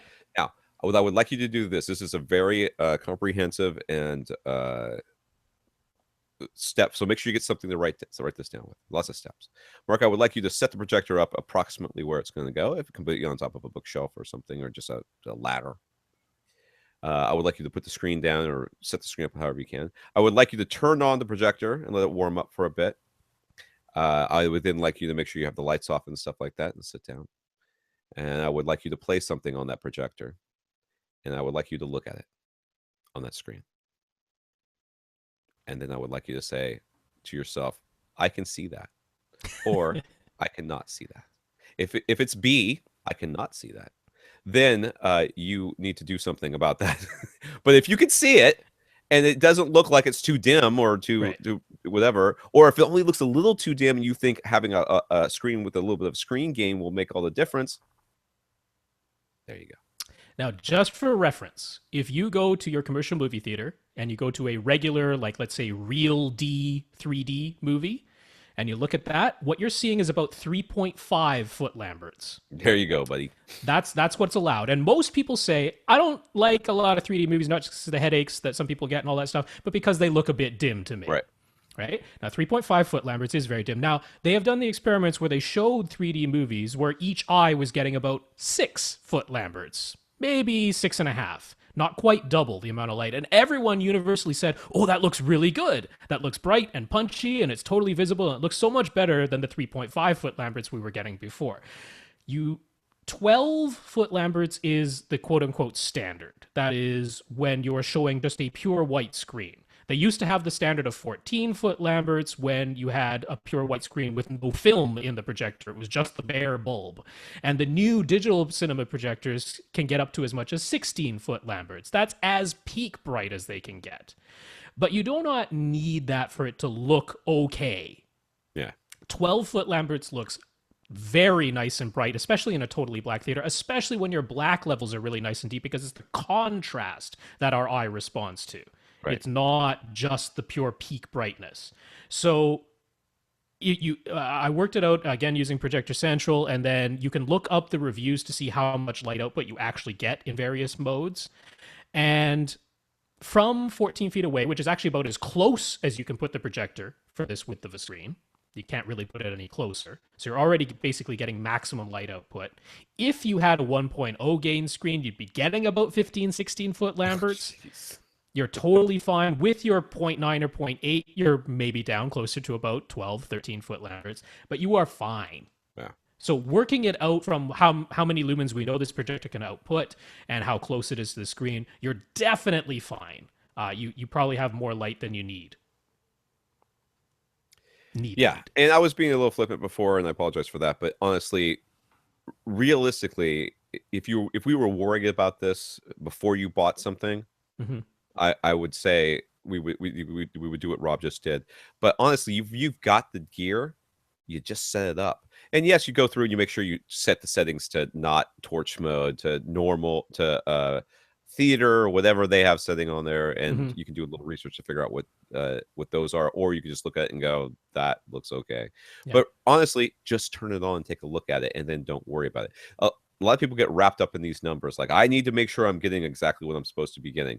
Well, don't kill yourself over that, because you do not know how many times I have been in a theater, or like my theater, and enjoying myself immensely, and then somebody says, "Oh, don't you know that you're supposed to have blah blah blah?" I'm like, "What? I'm supposed to have that? I should have that? I want that." And then I spend the next 3 weeks trying to figure out how to get it. And when I get it, I'm like, it sounds kind of the same, or it looks kind of the same, Hmm. or it's actually too bright now, or it's too loud now, or it's too soft now, or whatever. So if you can put it up there and take a look at it and experience it, and you go, yes, it's nice to know that you're getting what you're supposed to be getting. Oh But yeah, more importantly, are you getting something that you feel like is looks or sounds good? yeah, So just try it and then trust yourself. yeah. Anyways, Oh, just for reference, full high dynamic range peak brightness in a theater is like 40 foot lamberts. That's like I don't, maximum peak brightness. I So honestly we're don't want talking, something that bright to be. yeah, no, we're I talking don't. 4,000 on a flat panel versus 40 in the theater. Right.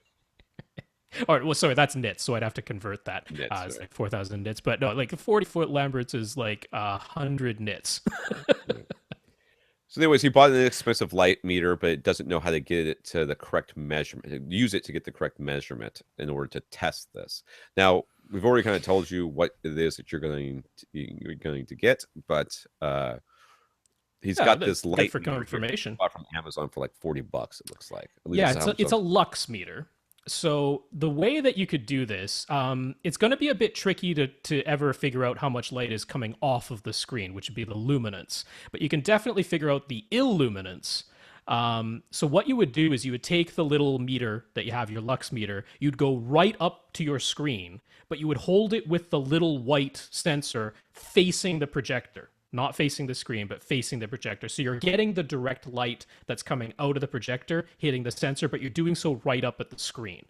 That'll give you a reading in lux. If you divide that number by 10.76, that will give you lumens per square foot. And then you divide that by how many square feet the image size is. So you would take whatever the width of your screen in feet, not inches. So it'd be 10 feet, right? It's 120 inches wide. Yeah. So 10 feet wide by however tall that is, that's your square footage. So you divide your lumens per square foot by the number of square feet. That will give you foot lamberts. Now that's the illumination foot lamberts. That's how many foot lamberts are coming out of the projector. You're trying to figure out how many foot lamberts are coming off of the screen. It's kind of hard to do that with a lux meter because it will cast its own shadow over wherever you're Right. projecting it, and you can't really like hold it to the edge of the screen. It doesn't really totally work to do that. So really the way, if you want to confirm, because he doesn't know exactly what the gain of his screen is, because the foot lamberts coming off of the screen depends on the gain of the On the screen, screen, right. So I right? would assume it was one. If it's one, then it's the same. It's Yeah, the same. So if you're going for something higher than whatever it is, yeah, then you just need to figure out what the gain on your screen is going to need to yeah. be in order for that.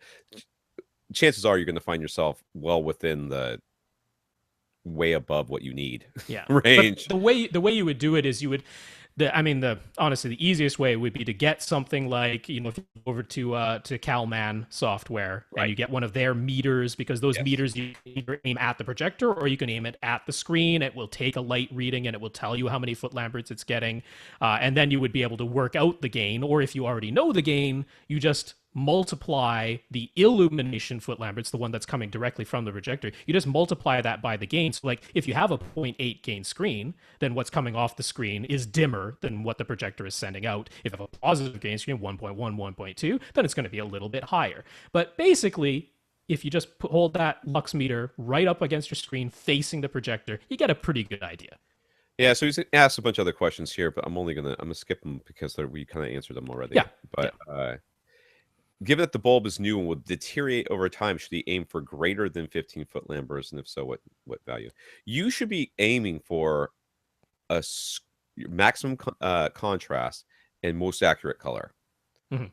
And then over time, as your bulb changes, you redo your measurements, or you redo your settings so that you're back to having maximum contrast and maximum uh, color, accurate Mhm. color.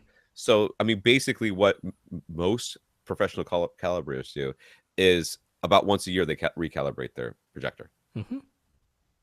They don't calibrate it hot or something so that it will, as it deteriorates over time, it will get more accurate. They go for accurate, and then when it comes off of accurate because the bulb is starting to dim, then they change the settings to maximize, how good their screen looks. Yeah. No, he's just figuring, if he's already, when the bulb is brand new, it's as bright as it can possibly be. If he's already below where he wants to be, then you're going to have to go a smaller screen size or move the projector closer or something. But, his last question was like, if there's any other factors you should look at to determine the distance. I mean, the key one is the lens has to be far enough away from the screen to throw the image size that you want. That's pretty much it. That is the only thing that you should use to determine the projector distance from the screen. Yeah. If it can make that size, and sometimes they'll tell you it can make a size that it technically can do, but you cannot see it because it is very, very dim because it's so far away. But generally speaking, using Projector Central or whatever, and you're right there at 14 feet, you're right there. Yeah, that's the biggest image. Yeah, it's the biggest image it can do at that distance. So it's as bright as it can be. That's as bright as it's going to get. Yeah. You can't do anything else than that. And your black bars for non-CinemaScope content are being projected above and below that screen, which means you could make a smaller image on that screen by zooming out, but you cannot make a larger image. Is that right? No. No, it's the opposite. He can go bigger. You can go bigger, but not smaller. So that is one consideration, because let's say you've decided you want to have a CinemaScope screen, but you want to show 16:9 content with panels, masking panels on the left and right. Your projector then needs to be far enough away that it can create a small enough image on the screen. So that is one consideration, because right now you've basically got it where the smallest image you can possibly throw is this 120-inch wide image. If you want to go any smaller than that, you can't right now. Right. So if you got a 16:9 image right now, it's going to be projecting above and below. That's right. Your screen. Yeah. So that is something to determine. That's a consideration. That's a consideration, because there's a lot of 16:9 content out there, dude. Yeah. A lot. Like all of the TV. You could keep the 120-inch width and just make it 16:9. That's same width, same angles, just bigger screen. I would do that and then mask it, or just not worry about it like we tell the other guy. Because you got a JVC. Scott has gotten permission to put soundproof doors between his living room and his living room / theater and his kitchen / bedrooms. He was thinking of sliding glass doors because they're easy to hide. First of all, sliding glass doors are an interesting idea, or any sort of pocket doors are an interesting idea, but most walls have like stuff in them. Well, don't you put in a double-sized door so then one half of the door slides over top of the other? Isn't that? Yeah. Well, what I'm saying is, I don't know. Like, if he's planning on building in walls that these doors will slide into or something.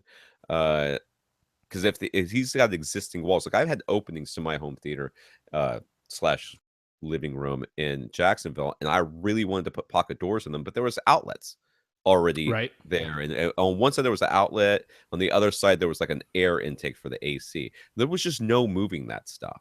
So, a lot of times you end up with that. But he may have like an open space, and he's going to add in walls, like a wall to hide the sliding glass doors, and then slide them out. Okay.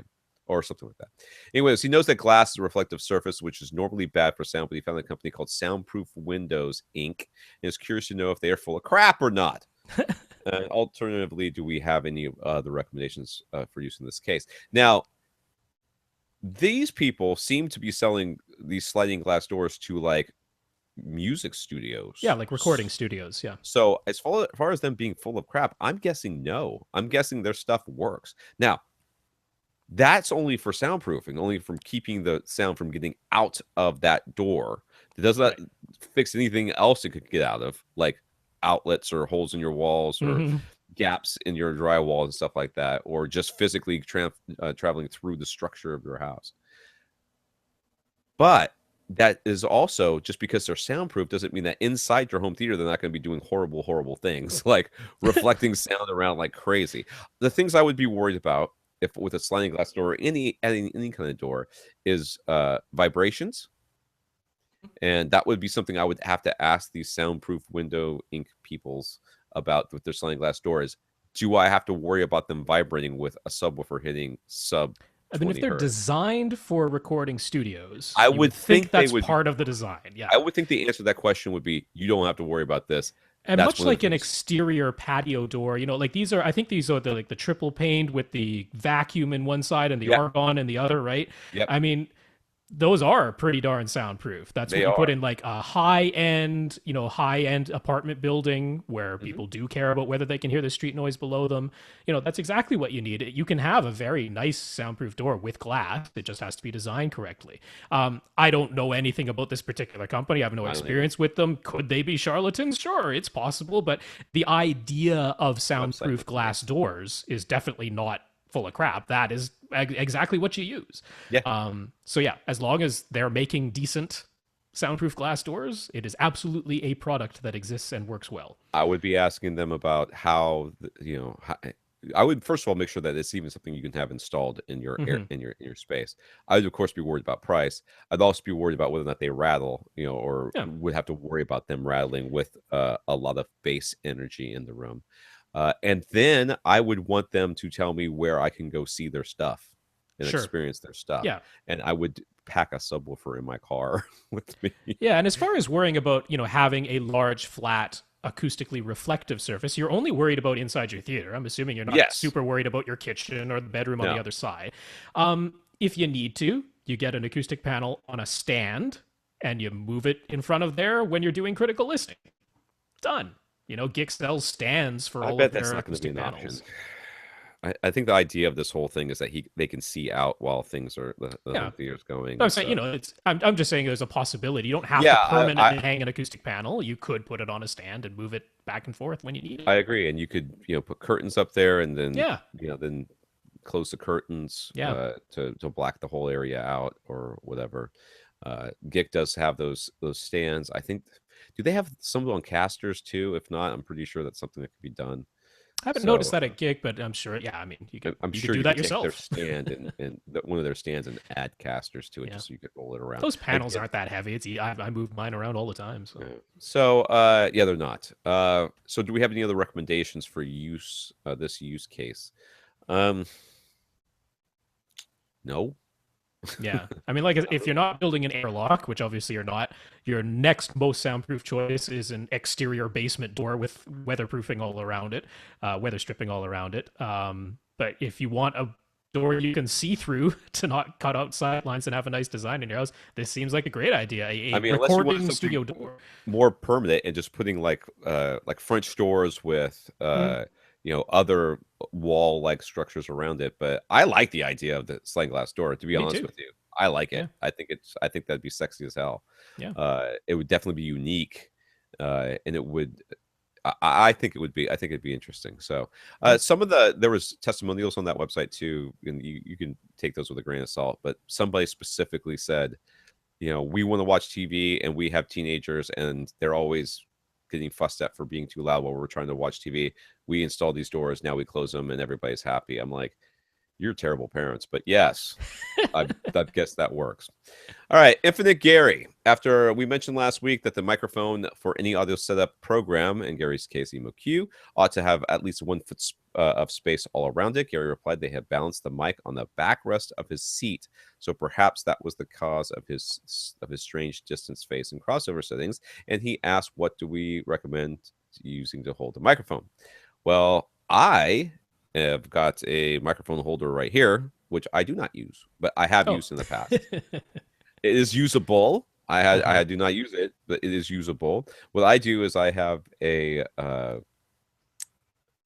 tripod for my camera, and I Sure. use that because it screws right into the bottom of the mic Yeah. that comes with the Denon, and I put it right here, and I can adjust the feet so that it tilts the way I want to, and adjust the top so it tilts, so it's always Hmm. facing up.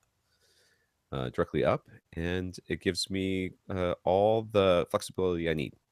All right. Yeah. So a tripod with a camera adapter because it uses the same threaded insert Yep. width as any standard camera adapter, any of these measurement mics. Or a mic stand with a boom is very handy. Like if you want to put the mic stand behind your seat and then have the boom come over the top so that it's right where your head is going to be. I like to do that. If you get a mic stand with a boom, it has the larger threaded insert for a recording microphone, so you need a camera adapter for that. So I've got a couple of links that I sent to Gary, but we'll include them in the show notes. You come to avrant.com. That's where you find all the show notes. So yeah, mic stand with a boom and a camera adapter, and you're good to go. Yeah. Gary was also reading the HiFi Plus This thing. guide to cables. Which, by the way, it looks very well put together. Yes. It is Spend huge. time on that it is layout. retardedly long. It's like 120 pages. Yeah, that's right. It's ridiculous. Which includes interviews, and the interviews go from page 31 to page 77. And I would venture to say that one dude takes up about half of those pages. Yeah, that one guy talked. That one guy needs to shut the hell up. He did like everybody else did like a paragraph to answer each question. There was literally a 2-page spread that was nothing but text from him. The question started on the page before and ended on the page after this 2-page spread. It's ridiculous. Anyways, they interviewed 14 high-end cable designers. High-end, yeah. Expensive. Just use the word expensive because that's what it is. Not high-end, it's expensive. Gary asked, do any of these 14 come close to telling the truth? Or is the whole thing nonsense on stilts is what this... I guess nonsense on stilts is what phrase that was in there someplace. I skimmed this because I was not reading 40. No, I certainly didn't read word for word on this thing. Pages no, I went to the one question that they asked all of them. They asked the exact same questions of the 14 people. Every single one. So I skipped to every single one of them where they asked about cable risers. Every single one of them said they're a good idea. So I said, you are all idiots. Yes. And that was pretty much all I really needed to know. But yeah, skipped through the rest just to see. The questions I looked at, I didn't read all and go through all the 14 of them, but the cable risers one I looked at what's the most important, this, that, or that, and what cable, where does the biggest difference be made? Is it power cables, interconnects, or speaker wire? Right. Of course, they all said speaker wire. No, a ton of them said the power cable first. Before everything else, replace all your power cords, a bunch of them said. There's so much dirty power, is what one guy said. And, you're running 22 gauge speaker wire 50 feet long. No, replace your power cable. That's going to make your difference. Yeah. God. Just so much BS in this. Honestly, this is good to read if you want to see how horrible every single one of these companies is. Yeah. Like if you need proof, these are the founders of all these companies, and if you want to see just how horrible and why you should never buy any products from any of these guys, go ahead and read this thing. It is eye-opening. I called it a horror novel for anyone with any level of sanity or an elementary school level of science education, because that's all you would need to know that they are lying through their teeth about basically everything they said. Gary wanted to know who came closest to telling the truth. Whoever said the fewest words. Because basically every word out of these people's mouths is a lie. So whoever said the fewest, they came the closest to telling the truth by virtue of having said less. That one guy. He went on and on. Yeah, I mean, stuff like, it's always a good idea to decouple magnetic fields from the ground. So cable risers are a good idea, but aesthetically, and they all talk about the musicality of the cables. If you're worried about musicality in your cables, you should be worried about the electrical conductivity. You really should be worried about that. The MIT guy was great. He's like, we can't do everything, in order to make sure that all the sounds arrive at the same. One guy talked about how if the cable's not vibrating in the same. Yes. Yeah. In the same way that the music is vibrating, then there's going to be problems. I'm like, if your cable is vibrating, you've got problems. Like, from an electrical current going through it, it's physically vibrating from that. He was saying that the digital pulses, if it's not, if your cable's not, the digital pulses, digital pulses. I'm like, what the hell are you talking about? And they talked about the variable frequencies of digital signals. I'm like, really? The one to which both clocks must be locked or else you do get problems? The variable frequency. Oh, God. Yeah, it was a lot of BS. So, I I honestly want to believe that these people believe what they say. I would rather them be stupid than be nefarious. Right. But Yeah. I can't believe that there are this many highly successful yet Oh, they are all hopelessly so much richer than stupid us. people. They are so much, and this is why I'm not rich, because I can't be this unscrupulous. I can't I do it. can't I do it. can't bring myself to do it. I'm the same way. I am the same way. I was talking to this lady the other day, and she was talking about uh, a franchise that wanted to open up here in town, and it was like a vitamin franchise. And they're Oh like, yes, yeah. oh yeah, they're really successful in these other markets because unlike the other places where they just have employees and the employees like whatever, these people, the employees are there, they help them, they help people find the supplements they need and blah blah. I'm like, I would absolutely run that thing into the ground like in a week. I would be like, I would be there just like, why are you here? The only thing in this store that's going to help you lose weight is you walking down the aisles. Okay? So you just keep doing that until you're thin and don't take anything in the store. There's multivitamins over here, calcium, some iron. All the rest of this stuff is just crap. It's just sawdust in pill form. So I don't know if that's true, but that's the way I feel like I feel like there's so much of that inside that industry, and this is why I can't be a cable manufacturer or even sometimes a retailer of speakers, because I'd be like, why are you here? You should just go get some Imperial ones. Those are really good, or stuff like that. So, anyways, Gary purchased a Revell Ultima Voice 2 center speaker and has replaced his previous Dyne Audio center speaker and his main theater with it. So now he's got a Revell speaker and then 2 Dyne Audio speakers as his mains. Correct. And 2 Dyne Audio surrounds. That's right. Gary knows it should be aimed directly at his face, but what should he actually be listening for to know that he has aimed it just right? What? Well, so should it sound crisper and cleaner? Will there be an increase in SPL or some other obvious change you'd be able to pick up? Well, if you aimed it at the ground, it's going to sound muffled. That right there. But yeah, I don't think this is something you should be listening for. I think you should just look at it and say, it's pointed at my face, and then that's it. Then just start listening. And if you can hear things and they sound like you can hear them, then you're good. You're good. It's sort of like the whole, is this projector screen bright enough? Turn it on. Is it bright enough? Then it's fine. Well, you don't have to do anything else, Gary. Just point it at your face.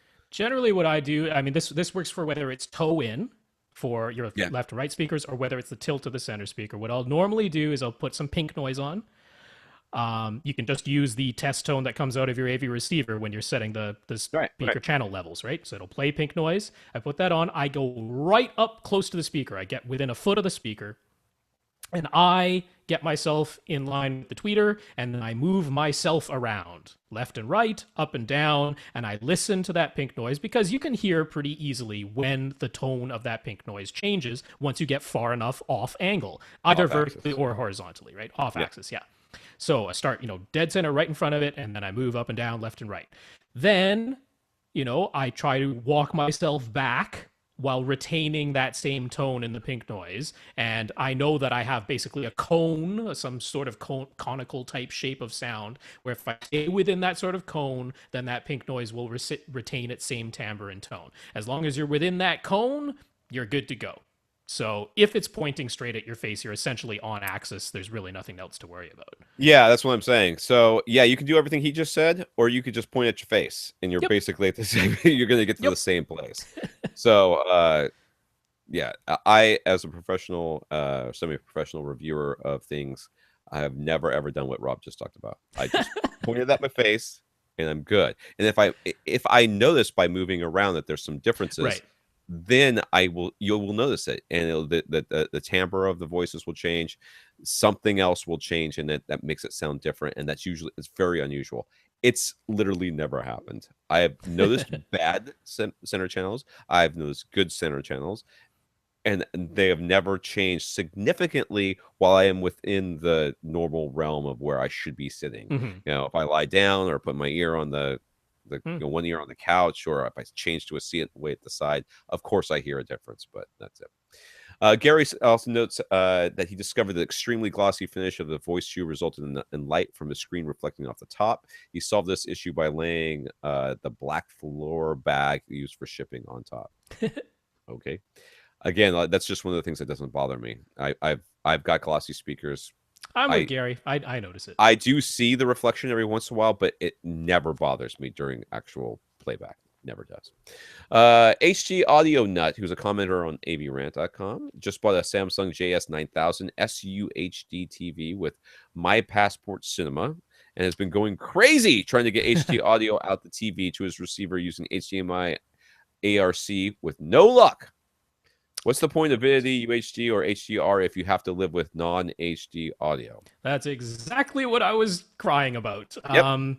First of all, what's available through the MGO service and on this My Passport Cinema, which is sold by Western Digital, that is the hard drive that you plug into the USB port, currently only works with Samsung SUHD TVs, only works with the MGO service, only works with that particular hard drive. That's how Avidity exists today. We know it's going to be expanding in the future, but that's the case.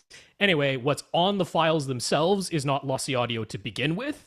It is DTS HD high resolution, which is very good sounding, but it is loss E. That's the file to begin with, so you could never get better than that. But further than that, HDMI audio return channel cannot pass that format.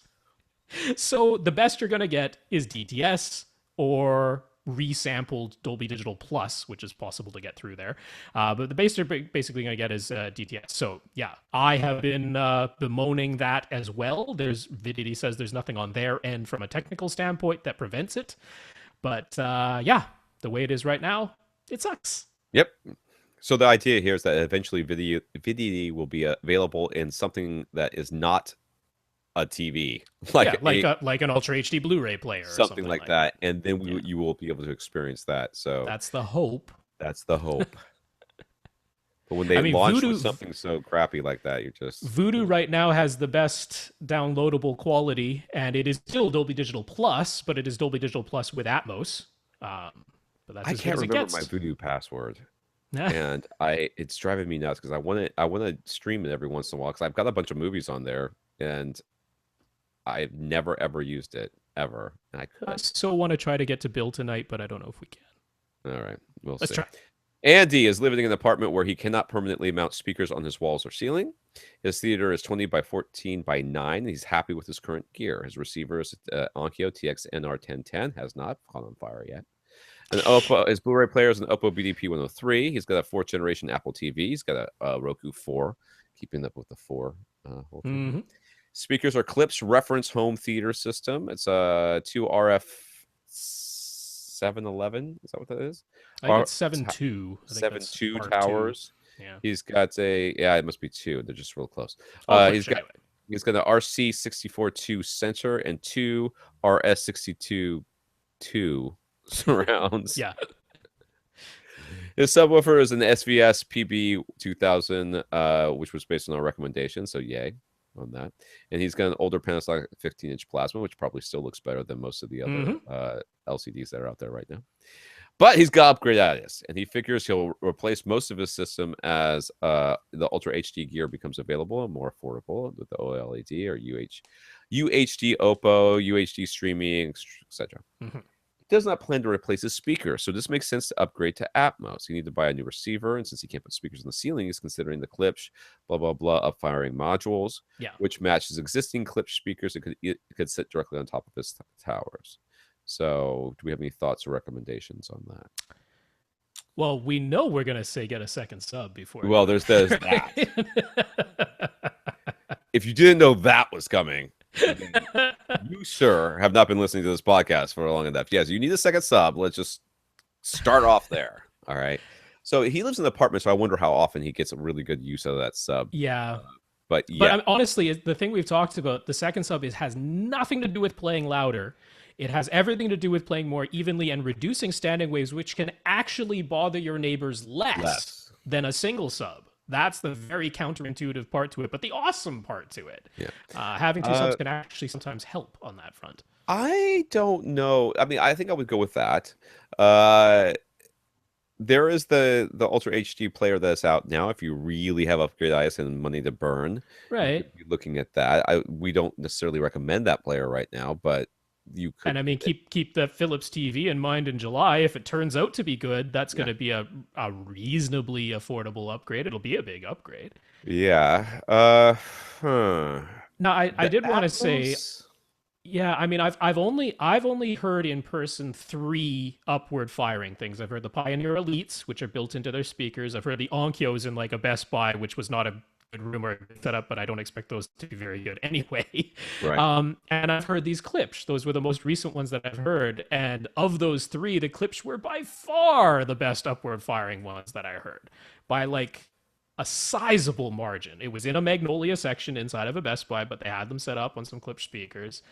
And I was actually pretty darn impressed with it. I don't know if it's because of their horn-loaded design. Probably is. I think that has something to do with it, to be honest. Yeah. But I was actually decently impressed by those. So I am not saying stay away from those like the plague. I actually think, as far as upward firing speakers goes, those Klipsch ones have impressed me.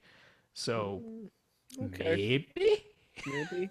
maybe, Second sub, most importantly. Let's yes, just that's gotta happen. unquestionable. But if you wanted to upgrade your receiver and get Atmos type stuff, that's not a bad Yeah, idea, I guess. Not a bad yeah. idea. I know the upgrade I just plug, you know. Rob does. So feel do it. I. I just don't act on it as much as Rob But yeah, does. getting a Navy receiver these days, not a bad purchase at all. Yep. I mean, even though DTS:X software seems to be screwing up, it's done. We have the receivers that can do it now, so it's not a bad time to buy a Navy receiver. But yeah, if you're looking at UHD with HDR televisions, you know, come July, it might be interesting. So See, when people keep have it on upgrade mind. IS, they don't want to buy a second sub.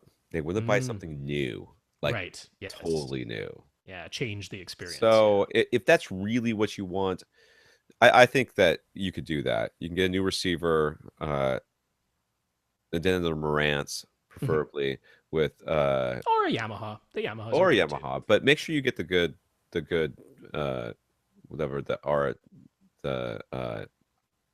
RXA 2050 or 3050. what's They are the high end. what's their room correction called again? YPOW with the Wow, with the RTC or RSC. whatever it is. Yeah. So make sure you get that, or you get Well, you would by default if you got the 2050 or the 3050. right, and get the But multi yeah, QXT 32 with the sub yeah. EQ and all that stuff. I think that'll make a nice difference for you too, along with the Atmos, all the Atmos stuff. Yeah.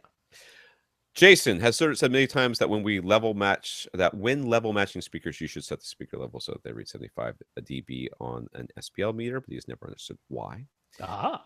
In this case, aiming for an SPL reading of 75 dB requires him to turn the master volume up extremely loud, far louder than his normal listening volumes. If he understands correctly, amplifiers exhibit nonlinear characteristics throughout the loudness curve and more so at the extremes. I don't know where you read No. that, dude. Our That is hearing not our hearing. is like that, and And once tube you get amps past the level of clipping, that becomes true. and tube amps, right? Tube amps Tube and amps. older, really old amps are like that, but no, within the entire bandwidth of everything, it should be completely linear. And it is. It's extremely linear out of modern solid state amps. Yes. Like Yes. insanely linear. Insanely linear. Like it's ridiculous to even put a line up there. It's just like a line. Yeah. It's just a line. Anyway, so that's wrong. So he recently performed a manual speaker calibration using the test tones from his receiver. He had to adjust the master volume to -2 dB to register an SPL reading of 75 dB with the speaker level set to 0 as a starting point. His normal listening volume is -20 to -30 dB based on the source material. So if he's calibrated to the master volume of -2 dB, and his normal listening volume is -30, is he in danger of operating in these non-linear regions where the speaker levels would be unbalanced? No. We just said that. So no. So that the whole non-linearity of the amplifier thing is a concern you do not need to have. Yes. So what's interesting is you're actually 2 decibels too quiet. Yeah. You should have your master volume set at 0 when you do this, because of the whole silly thing, which we've seen many times now, where the receivers do respond to where the master volume is set for their own internal test tones. We wish they didn't, Yeah. but they do. It's just a fact. So what you want to do is you want to turn that up to 0 dB, 0 dB, and then bump down your speakers until they they measure 75 at right? your with the trim levels at the SPL meter. Which will probably mean you're bumping them down about 2 decibels. About 2 It'll probably decibels. be about -2. Yeah. So the reason you're doing this is because of reference volume. And reference volume is when it is set to 0. 0 dB is supposed to correspond to reference volume. And 75 dB is somewhat of an arbitrary figure, but they basically set it there because our hearing is most linear at 85 dB, but that's really loud. Yeah. And people don't want to play it there. 75 dB is loud enough that our human hearing is fairly linear, but more than that, it's well above the noise floor of your room. That's really what we're concerned with. Right. That it's above the noise floor of your room, which is probably 35 to 40 or something like that in a standard room. So it's somewhat arbitrary as to why it's exactly 75, but the idea is that when you have your master volume dial set to 0 dB, that will equal reference volume. Everything is set up inside the AV receiver so that the test tones are supposed to read 75 dB when you're playing them back at reference volume. I bet he's got clipped speakers or something like that.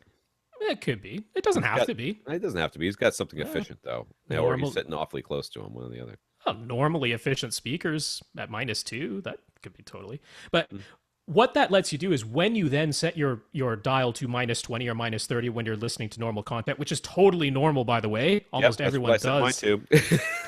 It tells you how many decibels below reference volume you're listening at. That's what that negative number means. It means you are that many decibels below reference volume.